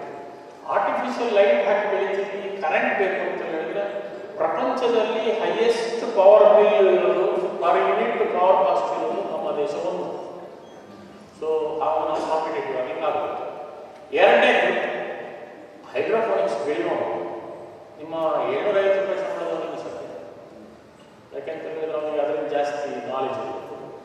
ಒಂದು ಸ್ವಲ್ಪ ನಮ್ಮಲ್ಲೇ ಒಂದು ನಮಗೆ ನಾವೇ ಒಂದು ಅದರ ಒಂದು ವಿಕ್ಟಿಮ್ ಮೀಡಿಯಾದಲ್ಲಿ ಹೈಡ್ರೋಫೋನಿಕ್ನ ಒಂದು ಸ್ಟೆಪ್ ಕೆಳಗೆ ಮೀಡಿಯಾದಲ್ಲಿ ಹಾಕಿ ಒಂದು ಹೂ ಬೆಳೆಯುವಾಗ ಅಪ್ಪಿತಪ್ಪಿ ಒಂಚೂರು ಬೋರಾನ್ ಜಾಸ್ತಿ ಹಾಕಿದ್ದಾರೆ. ಅಂದರೆ ನಾವು ಜಿಂಕ್ ಅಂತ ಹೇಳಿದ್ರೆ ಬೋರಾನ್ ಹಾಕಿದ್ದಾರೆ, ಅಲ್ಲಿ ಒಂದು ಗೋವಿಂದ. ಸೊ ಅಲ್ಲಿ ಮತ್ತೆ ಪುನಃ ಎಲ್ಲ ಮೀಡಿಯಾ ಅಂತ ಹೇಳಿದ್ರು ವಸ್ತು ಮಾಡಿ ಸ್ಟಾರ್ಟ್ ಮಾಡೋದು. ಸೊ ಅದು this is called precision agriculture. Precision ಅಗ್ರಿಕಲ್ಚರ್ಗೆ precise product, high value product, ಆ ಥರದ್ದು ಇದು. ಇವತ್ತಿನ ದಿವಸದಲ್ಲಿ ಒಂದು ದೊಡ್ಡ ಪ್ರಾಬ್ಲಮ್ ಏನಂತ ಹೇಳಿದ್ರೆ, ನಾನು ಯಾವ ಬರಗಾಲ ಮೇಲೆ ಎಗೇನ್ಸ್ಟ್ ಇಲ್ಲ, ಬಟ್ ಎಗ್ರಿಕಲ್ಚರ್ ಮಾಡದೆ ಬರೆಯುವವರು ಭಾಳ ಜನ. ಎಗ್ರಿಕಲ್ಚರೇ ಮಾಡಿರೋದು ಈ ಕೇಳೋಂತ ಹೇಳಿದ್ರೆ ನಾನು ಎಗ್ರಿಕಲ್ಚರಿಸ್ಟ್ ಅಂತ ಹೇಳ್ತೇನೆ. ಇಲ್ಲ, ಎಗ್ರಿಕಲ್ಚರಿಸ್ಟ್ ಬಿಟ್ಟು ಎಷ್ಟೋ ವರ್ಷ ಆಗುತ್ತೆ. ಸೊ ಹಾಗಿದ್ದು ಬೇಕಾದಷ್ಟು ಪುಸ್ತಕಗಳನ್ನು ಬರೀತಾರೆ, ಬೇಕಾದಷ್ಟು ಯೂಟ್ಯೂಬಲ್ಲಿ ಲೋಡ್ ಮಾಡ್ತಾರೆ. ನಾನು ಯೂಟ್ಯೂಬಲ್ಲಿ ಕೆಲವೆಲ್ಲ ನನ್ನ ಇದನ್ನು ಹಾಕಿದ ಕಾರಣ ಏನು ಅಂತ ಹೇಳಿದ್ರೆ, ಇಂಥವ್ರನ್ನೆಲ್ಲ ನೋಡುವಾಗ ನನ್ನಾದ್ರೂ ನೋಡಿ ಯಾರಾದ್ರೂ ಮೈಂಡ್ ಚೇಂಜ್ ಆಗಿದೆ. ಸೊ ಕೋಟಿ ಕಟ್ಟಲೆ ಒಂದು ಎಕರೆಯಲ್ಲಿ ಬೆಳೀಲಿಕ್ಕೆ ಆಗ್ತದೆ. ಅದು ಹೇಗೆ ಅಂತ ಹೇಳೋದಿಲ್ಲ. ಅವನು ಯಾರೋ ಒಬ್ಬ ಇಷ್ಟು ಕೋಟಿ ಸಾಕಣೆ ಅಂತ ಹೇಳ್ತಾರೆ. ಕುರಿ ಸಾಕಣೆ ಮಾಡಿದ್ರೆ ಅಷ್ಟು ಲಾಭ ಆಗ್ತದೆ, ಇಷ್ಟು ಲಾಭ ಆಗ್ತದೆ. 1 kg ಮಟನ್ 700 ರೂಪಾಯಿ, 800 ರೂಪಾಯಿ, ಒಂದು ಮರಿ ಅಷ್ಟು ಇರ್ತದೆ, ಇಷ್ಟು ವರ್ಷದಲ್ಲಿ ಇಷ್ಟು ಮರಿ ಅಂತ ಲೆಕ್ಕ ಇರ್ತದೆ. ಭಾಳ ಜನ ಮಾಡಿ ಹೇಳ್ತೇವೆ. ಆ ಥರ ಲೆಕ್ಕ ನೋಡಿದ್ರೆ ಅದು ಭಾಳ ಇದರಲ್ಲಿ ಇರುತ್ತೆ. ಇವತ್ತು ಪುರಾಣಲ್ಲಿ ಕೂಡ ಈ ಕುರಿ ಸಾಕಣೆಗೆ ಭಾರಿ ಪ್ರಾಫಿಟಬಲ್ ಅಂತ ಪುರಾಣಲ್ಲಿ ಕೂಡ ಇದೆ. ಹಾಗೆ ಬೇಕಾದಷ್ಟು ಜನ ಅದಕ್ಕೆ ಸಪೋರ್ಟಿಂಗ್ ಆಗಿ ಕುರಿತು ಮಾತಾಡ್ತಾರೆ. ನಾನೊಂದು 10 ವರ್ಷ ಕುರಿ ಆಡು ಸಾಕಿದೆ. ಸೊ ಅಲ್ಲಿ ಏನು ಅಂತ ಹೇಳಿದ್ರೆ ಅವನಿಗೆ ಗೊತ್ತಿರೋದು ಈಗ ಕುರಿ ಮರಿ ಹಾಕಿದ್ದು ಅಂತ ಹೇಳಿದ್ರೆ ಗಂಡು ಮರಿ ಹಾಕಿದ್ರೆ ಹೆಣ್ಣು ಮರಿ ಹಾಕಿದೆ. ನಿಮ್ಮಲ್ಲಿ ನಾನ್ ವೆಜಿಟೇರಿಯನ್ ತಿನ್ನೋರು ನೀವು ಹೆಣ್ಣು ಕುರಿ ತಿಂತೀರೋ ಗಂಡು ಕುರಿ ತಿಂತೀರೋ? ಗಂಡು ಕುರಿ ಮಾತ್ರ ತಿನ್ನೋದು. ಹೆಣ್ಣು ಕುರಿನ ಏನು ಮಾಡಬೇಕು ಪುನಃ ಅದನ್ನು ಇನ್ನು ಕೆಲವರು ಡೈಲಿ ಮಾತಾಡುವಾಗ ಭಾಳ ಚೆನ್ನಾಗಿ ಮಾಡಿರ್ತಾರೆ. ಸಾರ್ ನಿಮಗೇನು ಸಾರ್ ಲಕ್ಷ್ಮಿ ಮತ್ತು 4 ಹೆಣ್ಣು ಹೋಗ್ತಿದೆ ಈ ವಾರದಲ್ಲಿ ಇರ್ತಾರೆ. ನಾನೊಂದು 100 ಚಿಲ್ಲರೆ ಡೈಲಿ ನನ್ನ ಹತ್ರ ಇತ್ತು, 160 ಡೈಲಿ ಇತ್ತು. ನಾವು ಈಗ ಕಡಿಮೆ ಮಾಡಿ 40 ಮಾಡಿದರೆ ನನ್ನ ಮನೆಗೆ ನೋಡ್ತಾನಿಲ್ಲ. ಸೊ ನಾವು ಇದು ಯಾಕೆ ಎಷ್ಟೋ ಜನ ಹೇಳ್ತಾರೆ ಡೈಲಿ ಲಾಭ ಆಗೋದಿಲ್ಲ, ನಿಮ್ಮ ಮಾತ್ರ ನಿಮ್ಮ ತೋಟದಲ್ಲಿ ದನ ಇದೆ, ನಿಮ್ಮ ಅಮ್ಮನೂ ದನ ಇಡ್ತಾರೆ ಅಂತ ಹೇಳಿದ್ರೆ ನಾವು ಯಾಕೆ ಇಟ್ಟಿದ್ದೇವೆ ಅಂತ ಹೇಳಿದ್ರೆ ಅದನ್ನು ತಪ್ಪಿಸ್ಬೇಕು. ಸೊ ಅದು ಗೊಬ್ಬರಕ್ಕೋಸ್ಕರ ನಾವು ದನ ಇಡ್ತೀವಿ. 4 ಹೆಣ್ಣು ಕರು ಹಾಕಬೇಕು ಅಂತ ಹೇಳಿದ್ರೆ ಒಂದು ಹೆಣ್ಣು ಕರು ನೆಕ್ಸ್ಟ್ 3 ತಿಂಗಳು 600 ಲೀಟರ್ ಹಾಲು ಕೊಡ್ತಾರೆ. 600 ಲೀಟರ್ ಹಾಲಿಗೆ 40 ರೂಪಾಯಿ ಕಾಸ್ಟ್ ಆಫ್ ಪ್ರೊಡಕ್ಷನ್ 40 ರೂಪಾಯಿ. 600 ಲೀಟರ್ ಹಾಲು ಎಷ್ಟಾಯ್ತು? 60 ಎಷ್ಟಾಯ್ತು? ಇವತ್ತು ನೀವೊಂದು ದನ ತಗೊಳ್ಳೋದಾದ್ರೆ ನಿಮಗೆ 1.25 ಲಕ್ಷ ರೂಪಾಯಿ ದನ ಸಿಗ್ತದೆ. ಆಕ್ಚುಲಿ ನೀವು ಒಂದು ಒಳ್ಳೆ ದನ ನೀವು ಕರು ಹುಟ್ಟಿದ ನಂತರ ಅದನ್ನು ಬೆಳೆಸಿ ಅದು ಗಬ್ಬಾಗೋದನ್ನ ತಗೊಂಡು ಅಂತಂದ್ರೆ 2.5 ಲಕ್ಷದಿಂದ 3 ಲಕ್ಷ ರೂಪಾಯಿ ಅದಕ್ಕೆ ಖರ್ಚು ಬರುತ್ತೆ. ಸೊ ಇದನ್ನು ಯಾರು ರೆಕಗ್ನೈಸ್ ಮಾಡೋದಿಲ್ಲ. 99% ಜನ ಕರೆಕ್ಟಾಗಿ ಲೆಕ್ಕ ಇಟ್ಟು ಬರೋದಿಲ್ಲ. ಬ್ಯಾಲೆನ್ಸ್ ಶೀಟು, ಆಡಿಟು ಇಲ್ಲ ರೇಷಿಯೋಸ್ ಅಂತ ಹೇಳೋದು ನಮ್ಮ ಅಗ್ರಿಕಲ್ಚರಲ್ಲಿ ಇಲ್ಲೇ ಇಲ್ಲ. ಇದು ಅಪ್ಪಿತಪ್ಪಿ ನಮ್ಮ ಡಿಗೋರು ಯಾರೋ ಪ್ಲಾಂಟೇಷನ್ ಸೈಡಿಗೆ ಮಾಡೋದು ಚೂಚು ನಾವು 4 ಜನ ರೈತರುಗಳಿಟ್ಟು ಕೃಷಿ ಮಾಡಿ ಮಧ್ಯದಲ್ಲಿ ಮಾಡೋದು. ಹಾಗೆ ನಾವು ಅದನ್ನೆಲ್ಲ ಇಡ್ತೇವೆ. ಹೈಡ್ರೋಫೋನಿಕ್ಸು ಈಗ ನಿಮಗೆ ನಿಮ್ಮ ಮನೆಯಲ್ಲಿ ಬೇಕು, ನಿಮ್ಮ ಟೆರೆಸಲ್ಲಿ ಸಣ್ಣ ಹೈಡ್ರೋಫೋನಿಕ್ ಮಾಡಿ ಅದರಲ್ಲಿ ಕೆಲವು ತರಕಾರಿಗಳನ್ನು ಕೆಲವು ಇದನ್ನು ನೀವು ಬೆಳಿಬೇಕು. ನೀವು ಆ ಥರದ ಒಂದು ಎಕ್ಸ್ಪರಿಮೆಂಟ್ ಸ್ಟಾರ್ಟ್ ಮಾಡಿ ನಿಮ್ಮ ಮನೆಯಲ್ಲೇ ಸ್ಟಾರ್ಟ್ ಮಾಡಿ, ನಿಮ್ಮ ಮನೆ ಟೆರೆಸಲ್ಲಿ ಸ್ಟಾರ್ಟ್ ಮಾಡಿ, ಸಣ್ಣ ಇಕ್ವಿಪ್ಮೆಂಟ್ ತಗೊಂಡು. Sir, I am not asking it for hobby agriculture. I am and then basically I am modern agriculturist, fully involved in the agriculture profession. By education I am agriculture engineer who has come out from US, Harvard. Okay. With that background I am speaking whether there are any future opportunities for hydroponics in commercial agriculture. Commercial agriculture. I am not speaking about hobby agriculture. ಒಂದು 2 slide ಹಿಂದೆ ನಾನು ಶಬ್ದ ಹಾಕಿದೆ. Demand based production ಮಾತ್ರ ಲಾಭದಾಯಕ ಆಗಬೇಕು. ನಿಮಗೆ ಯಾವುದಾದ್ರೂ ಒಂದು ಪ್ರಾಡಕ್ಟ್ ನನಗೆ ಡಿಮಾಂಡ್ ಇದೆ, ನಾನು ಬೆಳೆದದಕ್ಕೆ ನನ್ನ ಕಾಸ್ಟ್ ಇಷ್ಟಿದೆ, ನನ್ನ ಟರ್ಮ್ಸ್ ಆಫ್ ದ ಸೇಲ್ ಇಷ್ಟು, ನನಗೆ ಈ ರೆವಿನ್ಯೂ ಬರುತ್ತೆ ಅಂತ ಹೇಳುವಂಥ ಧೈರ್ಯ ಇದ್ದರೆ ನೀವು ಮಾಡೋದು, ಇಲ್ಲದೆ ಮಾಡೋದು. ಐ ಥಿಂಕ್ ಐ ಆನ್ಸರ್ ಕೊಡ್ತಾರೆ. Yeah, because in North Kerala, per capita land holding ಕಡಿಮೆ ಆಗ್ತಾ ಇದೆ because of fragmentation and expansion of the projects and non-agriculture purposes ಬಹಳ ಹೋಗ್ತಾ ಇದೆ. ಸೊ ಅಗ್ರಿಕಲ್ಚರಿಗೆ ಸಿಗುವಂಥ ಲ್ಯಾಂಡಿನ ಅವೈಲಬಿಲಿಟಿ ಬಹಳ ಕಡಿಮೆ ಆಗ್ತದೆ. ಅದನ್ನೇ ನಾವು ಮಾತಾಡೋದು. So whether in order to build up the production, especially that is one of the options.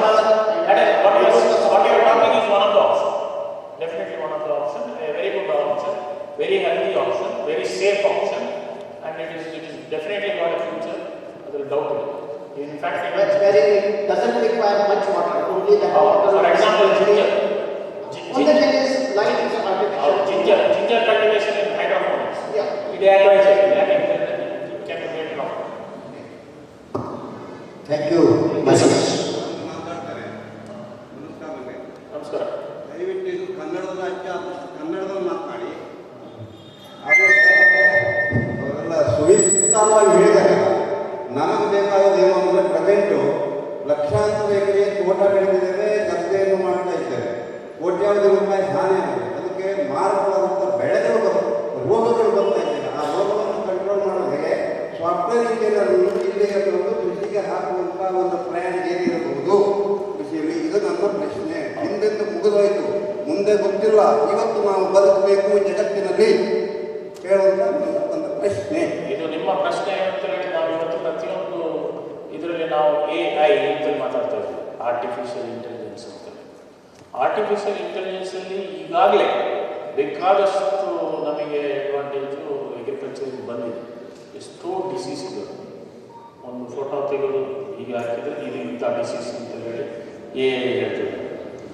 ನಮ್ಮಲ್ಲಿ ಇಲ್ಲಿ ನಿಮ್ಮ ಊರಿನ ಒಬ್ಬ ಹುಡುಗನೇ ಸಸ್ಯ ಒಬ್ಬ ಹೆಗಡೆಗಟ್ಟೆ ಅಂತ ಹೇಳೋ ಹುಡುಗ ಒಂದು ಮೇಯ್ಸನ್ನು ಪ್ರೊಕ್ಯೂರ್ಮೆಂಟ್ ಮಾಡುವಾಗ ಅದರಲ್ಲಿ ಏನೇನು ಗ್ರೇಡಿಂಗ್ ಬರ್ತದೆ, ಎಲ್ಲಿ ಏನು ಬರ್ತದೆ ಅಂತ ಹೇಳಿ ಒಂದು ಗೂಡ್ಸ್ ರೂಟ್ ಅಂತ ಹೇಳಿ ಒಂದು ಸಂಸ್ಥೆ ಮಾಡಿದೆ.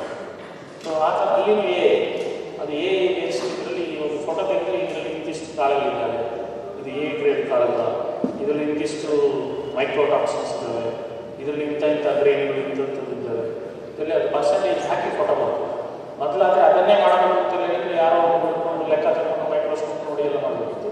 ಇವತ್ತು ಅದನ್ನೆಲ್ಲದಿಂದ ಮಾಡಬೇಕು. ಎಷ್ಟೋ ಡಿಸೀಸ್ಗಳನ್ನು ನಾವು ಐಡೆಂಟಿಫಿಕೇಶನ್ ಈಸಿಯಾಗಿ ಡಿಸೀಸ್ ಮಾತ್ರ ಒಂದು ಆ್ಯಪ್ ಇದೆ, ಪ್ಲ್ಯಾಂಟೋ ಇದು ಅಂತ.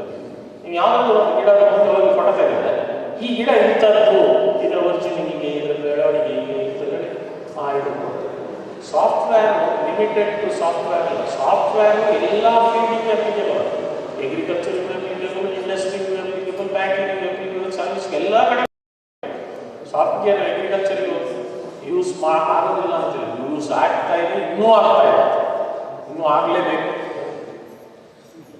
ಧನ್ಯವಾದಗಳು ಸರ್. ವಿಶ್ವನಾಥ್ ಶರ್ಮಾ ಅವರಿಗೂ ಕೂಡ ಧನ್ಯವಾದ. ತುಂಬ ಸ್ಕ್ಯಾರ್ಸಿಟಿ ಮತ್ತು ವೇಸ್ಟೇಜ್ ಎಷ್ಟಾಗ್ತಾ ಇದೆ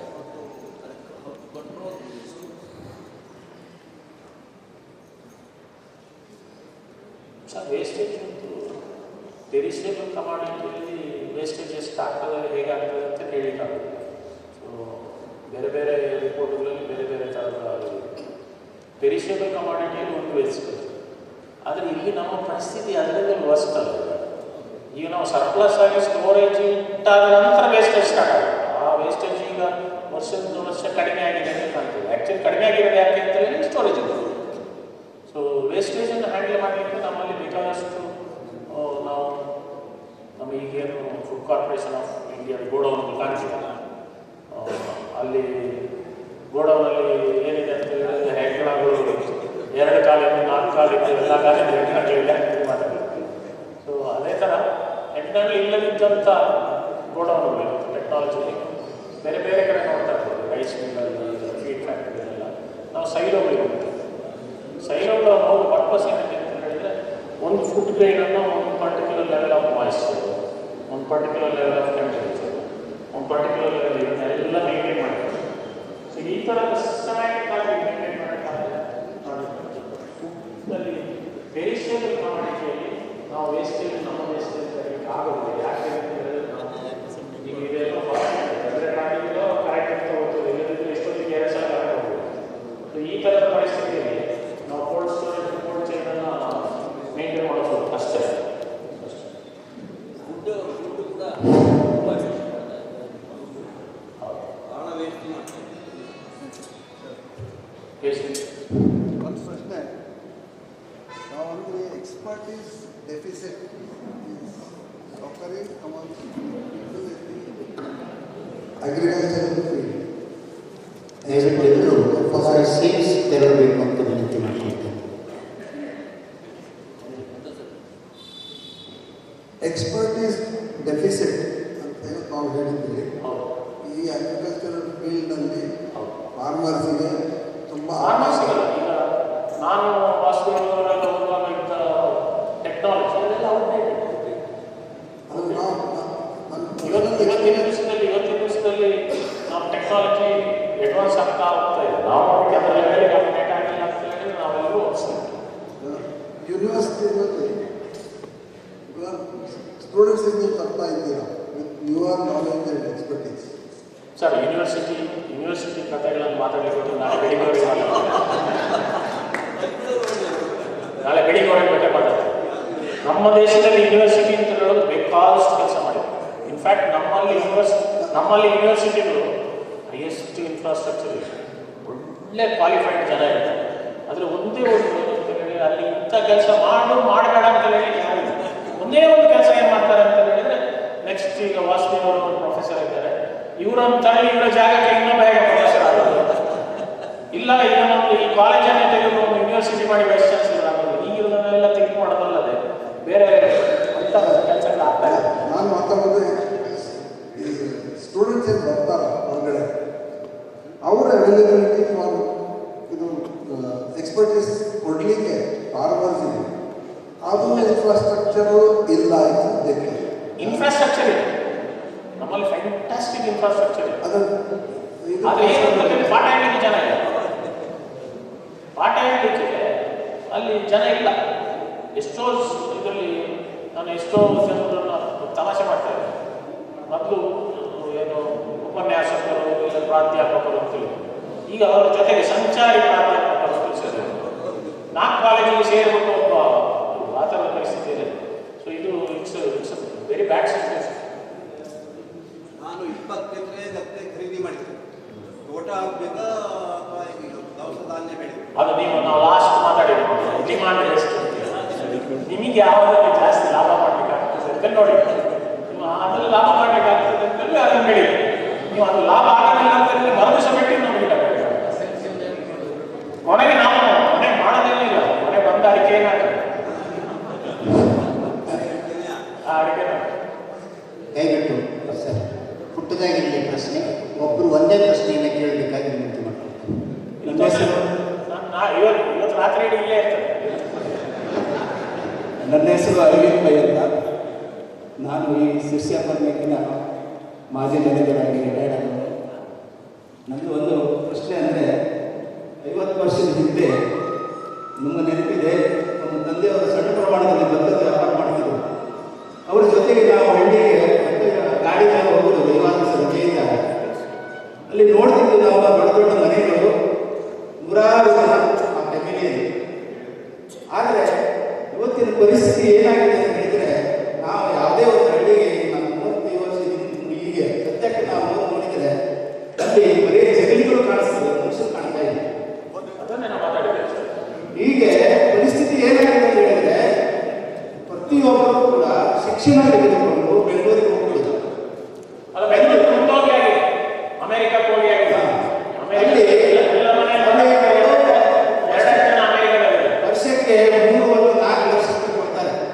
ಆದರೆ ಇಲ್ಲಿ ಒಳ್ಳೆಯ ಒಂದು ಅಡಿಕೆ ತೋಟ ಮಾಡಿ ಅವ ಬೆಳೆದು ಪ್ರಾಫಿಟ್ ನೋಡಿದರೆ, ಅವರು 10 ವರ್ಷ ಮಾಡಿಬಿಟ್ಟು ಇಲ್ಲಿ 2 ತಿಂಗಳಿಗೆ ಬರುವಂಥ ಎಷ್ಟು ರೈತರಿದ್ದಾರೆ. ಅದರ ದುರ್ದೈವ ಏನಾಗಿದೆ ಅಂತ ಹೇಳಿದರೆ, ಅಂಥ ಮಕ್ಕಳಿಗೆ ಯಾರು ಹೆಣ್ಣು ಕೊಡಲಿಕ್ಕೆ ಕೊಡೋದಿಲ್ಲ. ಯಾಕಂದರೆ ಬರೀ ಬೆಂಗಳೂರು ಅಥವಾ ಅಮೇರಿಕಾವು ನಾವು ಕೂತ್ಕೊಳ್ಬೇಕು, ಅಲ್ಲಿ ಮಾಡಬೇಕು, ಬರೀ ಎಂಜಾಯ್ ಮಾಡಬೇಕಂತ ಈ ಕನ್ಸೆಪ್ಟನ್ನು ನಾವು ತೆಗೆಯುವಂಥ ಪರಿಸ್ಥಿತಿ ನಾವು ಅಗ್ರಿಕಲ್ಚರ್ನಲ್ಲಿ ಮಾಡಿದರೆ ಬಹುಶಃ ಅಗ್ರಿಕಲ್ಚರ್ಗೂ ನಮಗೆ ಒಳ್ಳೆಯ ಜನ ಸಿಗಬಹುದು ಅಂತ ನನ್ನ ಆಸೆ. ನೀವು ನಿಮ್ಮ ಮಗಳನ್ನು ಕೊಡೋದಿಲ್ಲ, ನಾನು ನನ್ನ ಮಗಳನ್ನು ಕೊಡೋದಿಲ್ಲ. ಗಟ್ಟಿ ಕೊಟ್ಟಿಗೆ ಸೇರಿಸ್ತಾರೆ.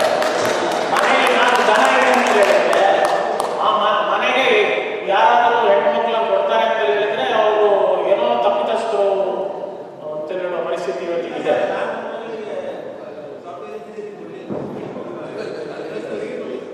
ಸರ್ ಧನ್ಯವಾದ ಸರ್.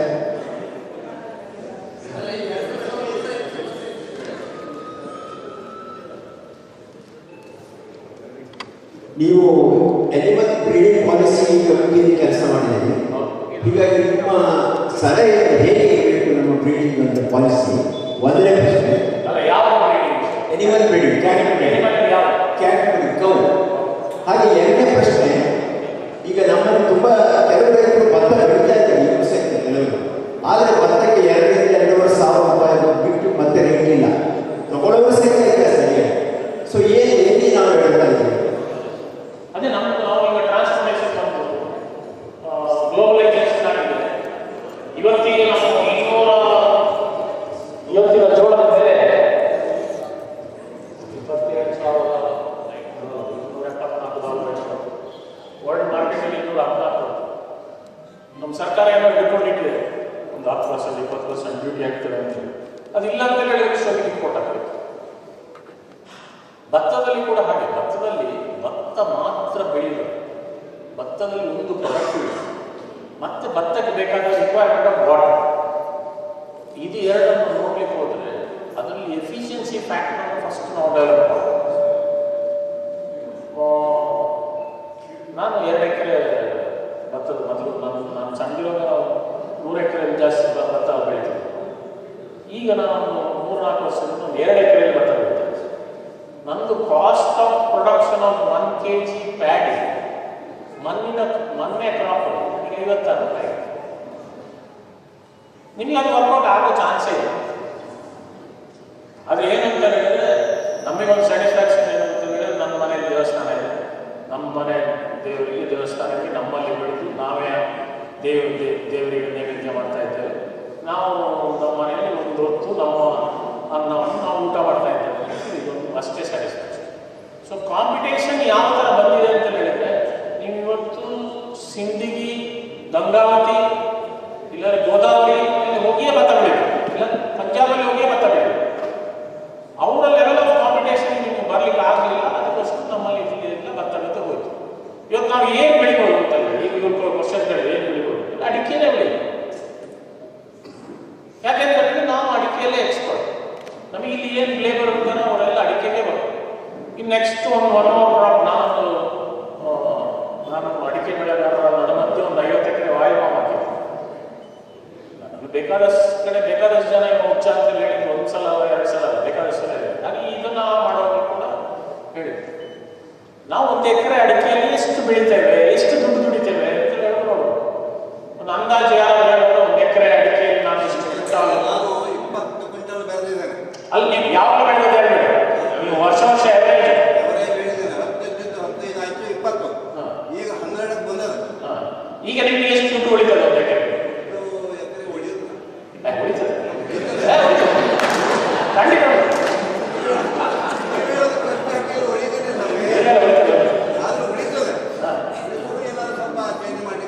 ಹೌದು, ಎಷ್ಟು ಬರ್ತದೆ ಹೇಳಿ? ನನಗೀಗ ಕನಿಷ್ಠ ಒಂದು 15 ಕ್ವಿಂಟಲ್ಗೆ 1.5 ಲಕ್ಷ 2 ಲಕ್ಷ 2 ಲಕ್ಷ. ಸೊ ಇವ್ರು 2 ಲಕ್ಷ ಬೆಳಿತಾರೆ, ಇನ್ನೊಬ್ರು ಯಾರೋ 3 ಲಕ್ಷ ಬೆಳಿತಾರೆ. ನಾವು 3 ಲಕ್ಷ ಅಂತ 1 ಎಕರೆ ತಗೊಳ್ಳೋದು. ಈ 3 ಲಕ್ಷ ನಾವು ಅಡಿಕೆಯಲ್ಲಿ ಬೆಳೆಯೋದಾದ್ರೆ ಅದರೊಟ್ಟಿಗೆ ಇಂಟರ್ ಕ್ರಾಪ್ ಅದು ಇದು ಹಾಕಿ 3 ಲಕ್ಷ 3 ಲಕ್ಷ 4 ಲಕ್ಷ ಬೆಳಿಬೋದು. ಇನ್ನು ಯಾರೋ ಒಂದು ಭಾರಿ ಒಳ್ಳೆ ಮೆಣಸು ಬೆಳೆದು ಇನ್ನೂ ಜಾಸ್ತಿ ಬೆಳಿಬೋದು. ಇನ್ನು ಏನೋ ಒಂದು ಮಾಡ್ಬೋದು, ಇಲ್ಲ ಜಾಯಿಕಾಯಿ ಹಾಕಿ ಮತ್ತೆ ಜಾಸ್ತಿ ಬೆಳಿಬೋದು ಅಂತ ಹೇಳ್ಬೋದು. ಸೊ ಆ ಇದನ್ನು ನಾವು ಮಾಡ್ಲಿಕ್ಕೆ ಆಗ್ತದೆ ಅಂತ ಹೇಳಿ ಅದೊಂದೇ ಆ್ಯಂಗಲಲ್ಲಿ ನಾವು ನೋಡ್ಲಿಕ್ಕಾಗುತ್ತೆ. ಸೊ ಇದನ್ನು ಬಿಟ್ಟು ಈಗ ಆಯಿಲ್ ಪಾಮ್, ನಾವು ಆಯಿಲ್ ಪಾಮ್ ಹಾಕಿದ್ವಿ. ಆಯಿಲ್ ಪಾಮ್ ಹಾಕಿದ್ದು ಏನಕ್ಕೆ ಅಂತ ಹೇಳಿದ್ರೆ ಅಡಿಕೆಗೆ ರೇಟ್ ಡೌನ್ ಆಗಬಹುದು, ಅಡಿಕೆ ಬಿಟ್ಟು ಹೋಗ್ಬೋದು ಅಂತೇಳಿ ಅದು ಬಿದ್ದಿದೆ ಬೇಕಾದಷ್ಟು. ನನ್ನ MSc ಅಗ್ರಿಕಲ್ಚರ್ ಥೀಸಿಸ್ಸು ಅರೆಕನೆಕ್ಟ್ ಡೇಟಾ ಅನಾಲಿಸಿಸ್ ಅಲ್ಲಿ ನಾನು ಮಾಡಿದ್ದೆ. ಸೊ ಇದು ಬಿದ್ದ ಅದೊಂದು. ಎರಡನೇದು ಅಂತ ಹೇಳಿದ್ರೆ ಅಡಿಕೆ ಕೊಯ್ಲಿಕ್ಕೂ ಜನ ಇಲ್ಲ, ಅಡಿಕೆ ಸ್ಪ್ರೇ ಮಾಡಲಿಕ್ಕೂ ಜನ ಇಲ್ಲ. ಮೂರನೇದು ಭಾರಿ ಕೃಷಿಯಲ್ಲಿ ಏನು ಅಂತ ಹೇಳಿದ್ರೆ, ನಿಮ್ಮ ತೋಟಕ್ಕೆ ಸ್ವಲ್ಪ ದೂರ ನೀವಿದ್ರೆ ಎಷ್ಟೊತ್ತಿಗೆ ಯಾರು ಎಷ್ಟಾಗಿದೆ ಕಡಿತಾರೆ ಅಂತೇಳಿ ಅದು ಗೊತ್ತಾಗುತ್ತೆ. ಸೊ ಇದು 3ಕ್ಕೆ ಪರ್ಯಾಯವಾಗಿ ನಾನು ಆಯಿಲ್ ಪಾಮನ್ನು ಇಂಟ್ರೊಡ್ಯೂಸ್ ಮಾಡಿದೆ. ಯಾಕೆಂತಂದರೆ ಆಯಿಲ್ ಪಾಮ್ ಕದಿಲಿಕ್ಕೆ ಆಗೋದಿಲ್ಲ. ಮತ್ತು 35 ತಿಂಗಳಲ್ಲೇ ನಾವು ಅದರಲ್ಲಿ ಏನು ಕಾಸ್ಟ್ ಆಫ್ ಪ್ರೊಡಕ್ಷನ್ ಇದೆ ಅದನ್ನು ಬೆಳಿಬೋದು. 1 ಎಕರೆ 20 ಟನ್ ನಾನು ಕಂಫರ್ಟೇಬಲ್ ಆಗಿ ಬೆಳಿಬೋದು. ಒಂದು 20,000 ಅಂದರೆ 4 ಲಕ್ಷ ರೂಪಾಯಿ ಬಂದು 3 ಲಕ್ಷ ರೂಪಾಯಿ ನನಗೆ ಬೆಳಿಬೋದು. ಅಡಿಕೆಯನ್ನು ಸ್ವಲ್ಪ ಕಡಿಮೆ ಕುಡಿಬೋದು. ನನಗೆ ಅದನ್ನು ನನಗೊಂದು ನೆಮ್ಮದಿ ಇದೆ ಅಂತ ನಾನು ಆಯಿಲ್ ಪಾಮ್ನೊಟ್ಟಿಗೆ ನಾವು ಅದರೊಟ್ಟಿಗೆ ನಟ್ಮ್ಯಾಗ ಹಾಕ್ತಾ ಇದ್ದೇವೆ, ಎಲ್ಲರೂ ಪೆಪ್ಪರ್ ಹಾಕ್ತಾ ಇದ್ದೇವೆ. ಎಲ್ಲ ಸೇರಿ ನಾನು ಹತ್ರ ಅಡಿಕೆ ಇಲ್ಲಿ ನಾನು ಎಷ್ಟು ಬೆಳೆದಿದ್ದೇನೆ ಅಂತೇಳಿ ನಾನು ಆಯಿಲ್ ಪಾಮಲ್ಲಿ ಎಷ್ಟು ಬೆಳೆದಿದ್ದೇನೆ ಅಂತ ತೋರಿಸ್ಕೊಡ್ತೇನೆ. ಸೊ ಹಾಗೆ ಬೇಕಾದಷ್ಟು ಕಾಂಬಿನೇಷನ್ ಬೇಕು. ಸರ್ ಎಷ್ಟಾಗಲಿಲ್ಲ 1 ಎಕರೆ ಮಾತಾಡೋದು ನಾವು ಲಾಭ 1 ಎಕರೆ ಮಾತಾಡೋದು. 1 ಎಕರೆ ನಿಮ್ಗೆ ಲಾಭ ಅಂತ ಆ ಥರ ನಾವು ಮಾಡ್ಲಿಕ್ಕೆ ಹೋಗ್ಬೋದು. ಇಲ್ಲ 10 ಎಕರೆ 15 ಎಕರೆ 20 ಎಕರೆ ಹೇಳಿದ್ರೆ ಖಂಡಿತವಾಗಿ ಫಸ್ಟ್ ಆಫ್ ಆಲ್ ನಮ್ಮ ಹತ್ರ ಯಾರಾದ್ರೂ 20 ಎಕರೆ 30 ಎಕರೆ 40 ಎಕರೆ ಜಮೀನು ಇಲ್ಲ. ಅಲ್ಲ, ಅಡಿಕೆ ತೋಟ ಆಗಿದೆ. ಇನ್ನೊಂದು ಏನು ಅಂತ ಹೇಳಿದ್ರೆ ನಾನು ನಮ್ಮ ಊರಿನಿಂದ ಶಾಲೆಗೆ ಹೋಗ್ಬೇಕಾದ್ರೆ ನಾವು ಬೆಳಿಗ್ಗೆ 7:30 ಗಂಟೆ, ಸೋಮವಾರ ದಿವಸ 7:30 ಗಂಟೆ ಬಸ್ಸಲ್ಲಿ ನಾವು ಹತ್ತಿದ್ದು ಈ ಶಾಲೆಗೆ ಹೋಗ್ತೀವಿ. ಬಸ್ ಪೂರ್ತಿ ನಾವು ಮಕ್ಕಳು ಇರ್ತೀವಿ. ಇವತ್ತು ಆ 7:30 ಗಂಟೆ ಬಸ್ಸಲ್ಲಿ ಮಕ್ಕಳಲ್ಲ ಯಾರೂ ಇಲ್ಲ. ಯಾವಾಗ ಒಬ್ಬೊಬ್ಬರು ಒಂದೊಂದು ಊರಲ್ಲಿ 2, 3, 4 ಮಕ್ಕಳು ಇರೋದು. ಸೊ ಕನ್ಸಾಲಿಡೇಷನ್ ಅಗ್ರಿಕಲ್ಚರಲ್ಲಿ ಆಗಲೇಬೇಕು, ಹಾಗಾದ್ರೆ ಬೇರೆ ದಾರಿ. ಧನ್ಯವಾದಗಳು ಶಿವಕುಮಾರ್ ಸರ್. ವಿಶ್ವನಾಥ್ ಶರ್ಮಾ ಅವರಿಗೂ ಕೂಡ ಧನ್ಯವಾದಗಳು. ದಯವಿಟ್ಟು ಜಯದೇವ್ ಸರ್ ಹಾಗೂ ರಾಜೇಶ್ ಠಾಕೂರ್ ಸರ್ ವೇದಿಕೆಗೆ ಆಗಮಿಸಬೇಕು ಅಂತ ಕೇಳ್ಕೊಳ್ತೇನೆ.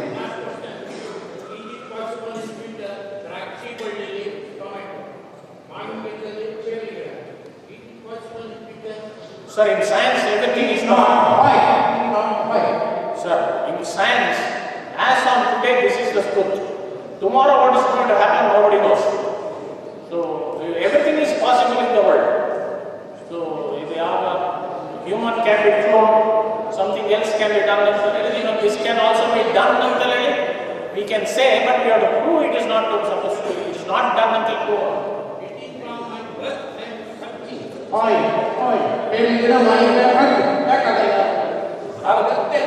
We must try.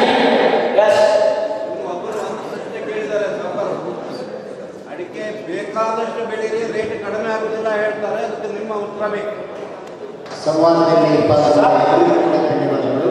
ನಾವೆಲ್ಲರೂ ಕೂಲಿ ಮಂದಿ ಆಗಿದ್ದವ್ರೆ. ನಾನಾಗಿ ನೀವಾಗಿ ನಾವೆಲ್ಲರೂ ಕೂಲಿ ಮಂದಿಗಳೇ. ಆ ಬುದ್ಧಿ ಕುರಿಗಳಲ್ಲ, ಕೂಲಿ ಮಂದಿ ಬುದ್ಧಿ ಇತ್ತು. ಸೊ ಆ ಬುದ್ಧಿಯಲ್ಲೇ ಇರುವ ಎಲ್ಲರೂ ಏನು ಬೆಳೀತಾರೆ ಅದನ್ನು ನಾವು ಬೆಳೀತೇವೆ. ಸೊ ಅದು ಹಾಗೆ ಬೇಡಿಕೆ ಹೋದಾಗ ಅಡಿಕೆಯಲ್ಲಿ 3 ಥರದ ಅಡಿಕೆ. ಒಂದು ಅಡಿಕೆ ನಾವು ನಿಮ್ಮಲ್ಲಿ ಬೇಯಿಸಿದ್ವಿ, ಶಿವಮೊಗ್ಗದಲ್ಲಿ ಬೇಯಿಸಿದ್ರಲ್ಲೇ ಒಂದು ವೇರಿಯೇಷನ್. ನಮ್ಮ ದಕ್ಷಿಣ ಕನ್ನಡದಲ್ಲಿ ನಾವು ಚಾಲಿ ಇರ್ತೇವೆ. ಚಾಲಿ ಅಡಿಕೆ ಏನಿಲ್ಲ ಅದರ ಏರಿಯಾ ಎಕ್ಸ್ಪಾಂಡ್ ಆಗ್ತಾ ಇಲ್ಲ. ನೀವು ಈ ಊರಲ್ಲೋ ಇಲ್ಲ ಹಾವೇರಿಯಲ್ಲೋ ಇಲ್ಲ ಗಂಗಾವತಿಯಲ್ಲೋ ಇಲ್ಲ ಕೋಲಾರದಲ್ಲೋ ಅಡಿಕೆ ಬೆಳೆದು ನೀವು ಚಾಲಿ ಅಡಿಕೆ ಮಾಡಿರ್ತೀರಿ, ಕಲರ್ ಬರೋದಿಲ್ಲ, ಆ ಟೆಕ್ಸ್ಚರ್ ಬರೋದಿಲ್ಲ. ಅದನ್ನು ಚಾಲಿ ಅಡಿಕೆ ಯಾರೆಲ್ಲ ಬೆಳೀತಾರೆ ಅವ್ರಿಗೆ ಮಾರ್ಕೆಟ್ ಕ್ರ್ಯಾಶ್ ಆಗೋ ಚಾನ್ಸಸ್ ಕಡಿಮೆ. ನಂಬರ್ 1. ನೆಕ್ಸ್ಟು ಅಡಿಕೆ ಇದರಲ್ಲಿ ನಾನು 40 ವರ್ಷದ ಡೇಟಾವನ್ನು ನಾನು ಅನಾಲಿಸಿಸ್ ಮಾಡಿದ್ದೀನಿ ನನ್ನ ಪಾಠ ಥೀಸಿಸ್ಗೆ. ಅದ್ರ ನಂತರ ನೋಡಿದೆ 12 ರಿಂದ 15 ವರ್ಷದ ಒಂದು ಸೈಕಲ್ ಅಪ್ ಆ್ಯಂಡ್ ಡೌನ್ ಆಗಿ ಲಾಸ್ಟ್ ಟೈಮ್ ಹೈಯೆಸ್ಟ್ ಇತ್ತು ಅಲ್ಲಿ ಒಂದು ನಿಲ್ಲುತ್ತೆ, ಅಲ್ಲಿ ಮತ್ತೆ ಪುನಃ ರಿಕವರ್ ಆಗಿ ಮೇಲೆ ಹೋಗ್ತದೆ. ಪ್ರತಿ ವರ್ಷ ನಮ್ಮಲ್ಲಿ ಸೀಸನಲ್ ಬರುತ್ತೆ. ಅಡಿಕೆ ಹಾರ್ವೆಸ್ಟ್ ಆಗ್ತೀವಿ, ನಾವು ರೇಟ್ ಕಡಿಮೆ ಹೋಗ್ತೀವಿ, ಅಡಿಕೆ ವಾಪಸ್ಸು ಒಂದು ಹಾರ್ವೆಸ್ಟ್ ರೇಟ್ ಜಾಸ್ತಿ ಆಗ್ತದೆ. ಸೊ ಈ ಒಟ್ಟಿಗೆ ಈ ಗ್ರಾಫ್ ಅಡಿಕೆ ಗ್ರಾಫ್ ಲಾಸ್ಟ್ 100 years ನೋಡಿದ್ರೆ ಅಪ್ವರ್ಡೇ ಸರ್ಟನ್ ಸೈಕ್ಲಿಕ್ ಪ್ಯಾಟರ್ನ್ ಅಲ್ಲಿ ಅದು ಕ್ರ್ಯಾಶ್ ಆಗ್ತದೆ. ಬಟ್ ಯಾವ ಕ್ರ್ಯಾಶ್ ಆಗ್ತದೋ ಅದು ನಮ್ಮೊಂದು ಅಪಾರ್ಚುನಿಟಿ. ಯಾಕೆ ಕರೆಕ್ಷನ್ ನಮಗೆ ಅದರಿಂದ ಅಡಿಕೆ ನಾವು ಲಾಸ್ಟ್ ಒಂದು ನನ್ನ ಮನೆಯಲ್ಲಿ 3 ವರ್ಷದಿಂದ ಜಾಸ್ತಿ ಇರ್ತದೆ. 3 ವರ್ಷದಿಂದ ಜಾಸ್ತಿ ನಾವು ಯಾರು ಅಡಿಕೆಯಲ್ಲಿ ಲಾಸ್ ಮಾಡ್ತೀವಿ. 3-4 ವರ್ಷ ಒಂದು ಸ್ವಲ್ಪ ಕಷ್ಟ ಆಗಿದೆ ಅಡಿಕೆಯಲ್ಲಿ ಲಾಸ್ ಆಗಿದೆ. ಬಟ್ ಅಡಿಕೆ ಪ್ರಾಬ್ಲಮ್ ಏನಂತಂದ್ರೆ ಅಡಿಕೆ ಒಂದು ಆಹಾರ ನಮ್ಮ ದೇಶದಲ್ಲಿ ಹಾಲು ತಗೊಳ್ಳಲಿಕ್ಕೆ ನಾವು ಎಲ್ಲಿ ಹೋಗ್ತೀವಿ, ಮನೆಗೆ ಹೋಗ್ತೀವಿ. ಆಲ್ಕೋಹಾಲ್ ತಗೊಂಡ್ರೆ ನಾವು ನಂಬಿ. ಸೊ ಟೊಮೆಟೊ, ಅಡಿಕೆ, ತಂಬಾಕು, ಇನ್ನು ಬೇರೆ ಮೆಟೀರಿಯಲ್ ಎಲ್ಲ ಡಿಮಾಂಡ್ ಅಂತೂ ಕಡಿಮೆ ಆಗುತ್ತೆ. ಯಾಕೆಂತಂದರೆ ಅದು ಒಂದು ಪಾರ್ಟ್ ಆಫ್ ಒಂದು ಜಗಿಗಾಗಲಿ ತಿನ್ನುಗಾಗಲಿ ಇದು ಒಂದು ಪಾರ್ಟ್ ಒಂದು ಚಟ ಚಟದಿಂದ ಜನ್ಮ ಆಗುತ್ತೆ. ನಮಗೆ ಅಡಿಕೆಗೆ ಬೆಲೆ ಯಾವ ಕಡಿಮೆ ಆಗುತ್ತೆ. ಆ ನಾರ್ತ್ ಇಂಡಿಯಾದಲ್ಲಿ ನಮ್ಗೆ ಏನು ಪಾಪ್ಯುಲೇಷನ್ ಜಾಸ್ತಿ ಇದೆ, ಅವರು ಗುಡ್ಕ ಪ್ಯಾಕೆಟ್ ತಿನ್ನೋದು ಕಡಿಮೆ ಮಾಡಿದಾಗ ನಮಗೆ ಏನಾದರೂ ಬರ್ಬೋದು. ಅಷ್ಟೊತ್ತಿಗೆ 25% ಆಗಿದೆ. Thank you so much Shivakumar sir. ಈಗ ಆಹ್ಲಾದಮಯ ಸಮಯ. ಶ್ರೀಯುತ ರಾಜೇಶ್ ಠಾಕೂರ್ ಸರ್ ಅವರು ಎಲ್ಲರೂ ಕೂಡ ವಂದಿಸಲಿಕ್ಕಿದ್ದಾರೆ. ದಯವಿಟ್ಟು Rajesh sir. Respected President, Honorable Keynote Speaker Shri Ashok Kumar, dignitaries and invitees. We come to the close of this function and I am honored to propose this vote of thanks. We are grateful to Honorable Shri Ashok Kumar for accepting our invitation and sparing his valuable time and sharing his experiences and deep knowledge on agricultural operations. He has also spelled out the future growth of agriculture in overall development of our country. I am sure with his thought-provoking address and active participation from the audience, the agriculturists in and around Sirsi will greatly benefit with new ideas and ventures. I am also thankful Vasudev for introducing our chief guest. We are grateful to all the guests, invitees in the audience for their active participation in this function and look forward to your continued support for all our future activities. We would like to thank the press for their support and coverage for this initiative in the media. A special mention to the MOC and the management team of this auditorium for all those who have contributed for the smooth conduct of this program. Dr. V.S. Sonde conceptualized the V.S. Sonde Foundation to carry forward his belief of providing selfless service to the society. I would like to express my deep appreciation to the team at 60 Urban Bank, its president, board members, shareholders, staff, for celebrating his life and contribution to the society and perpetuating his legacy by organizing this educative lecture series for the benefit of the society. Thank you, one and all.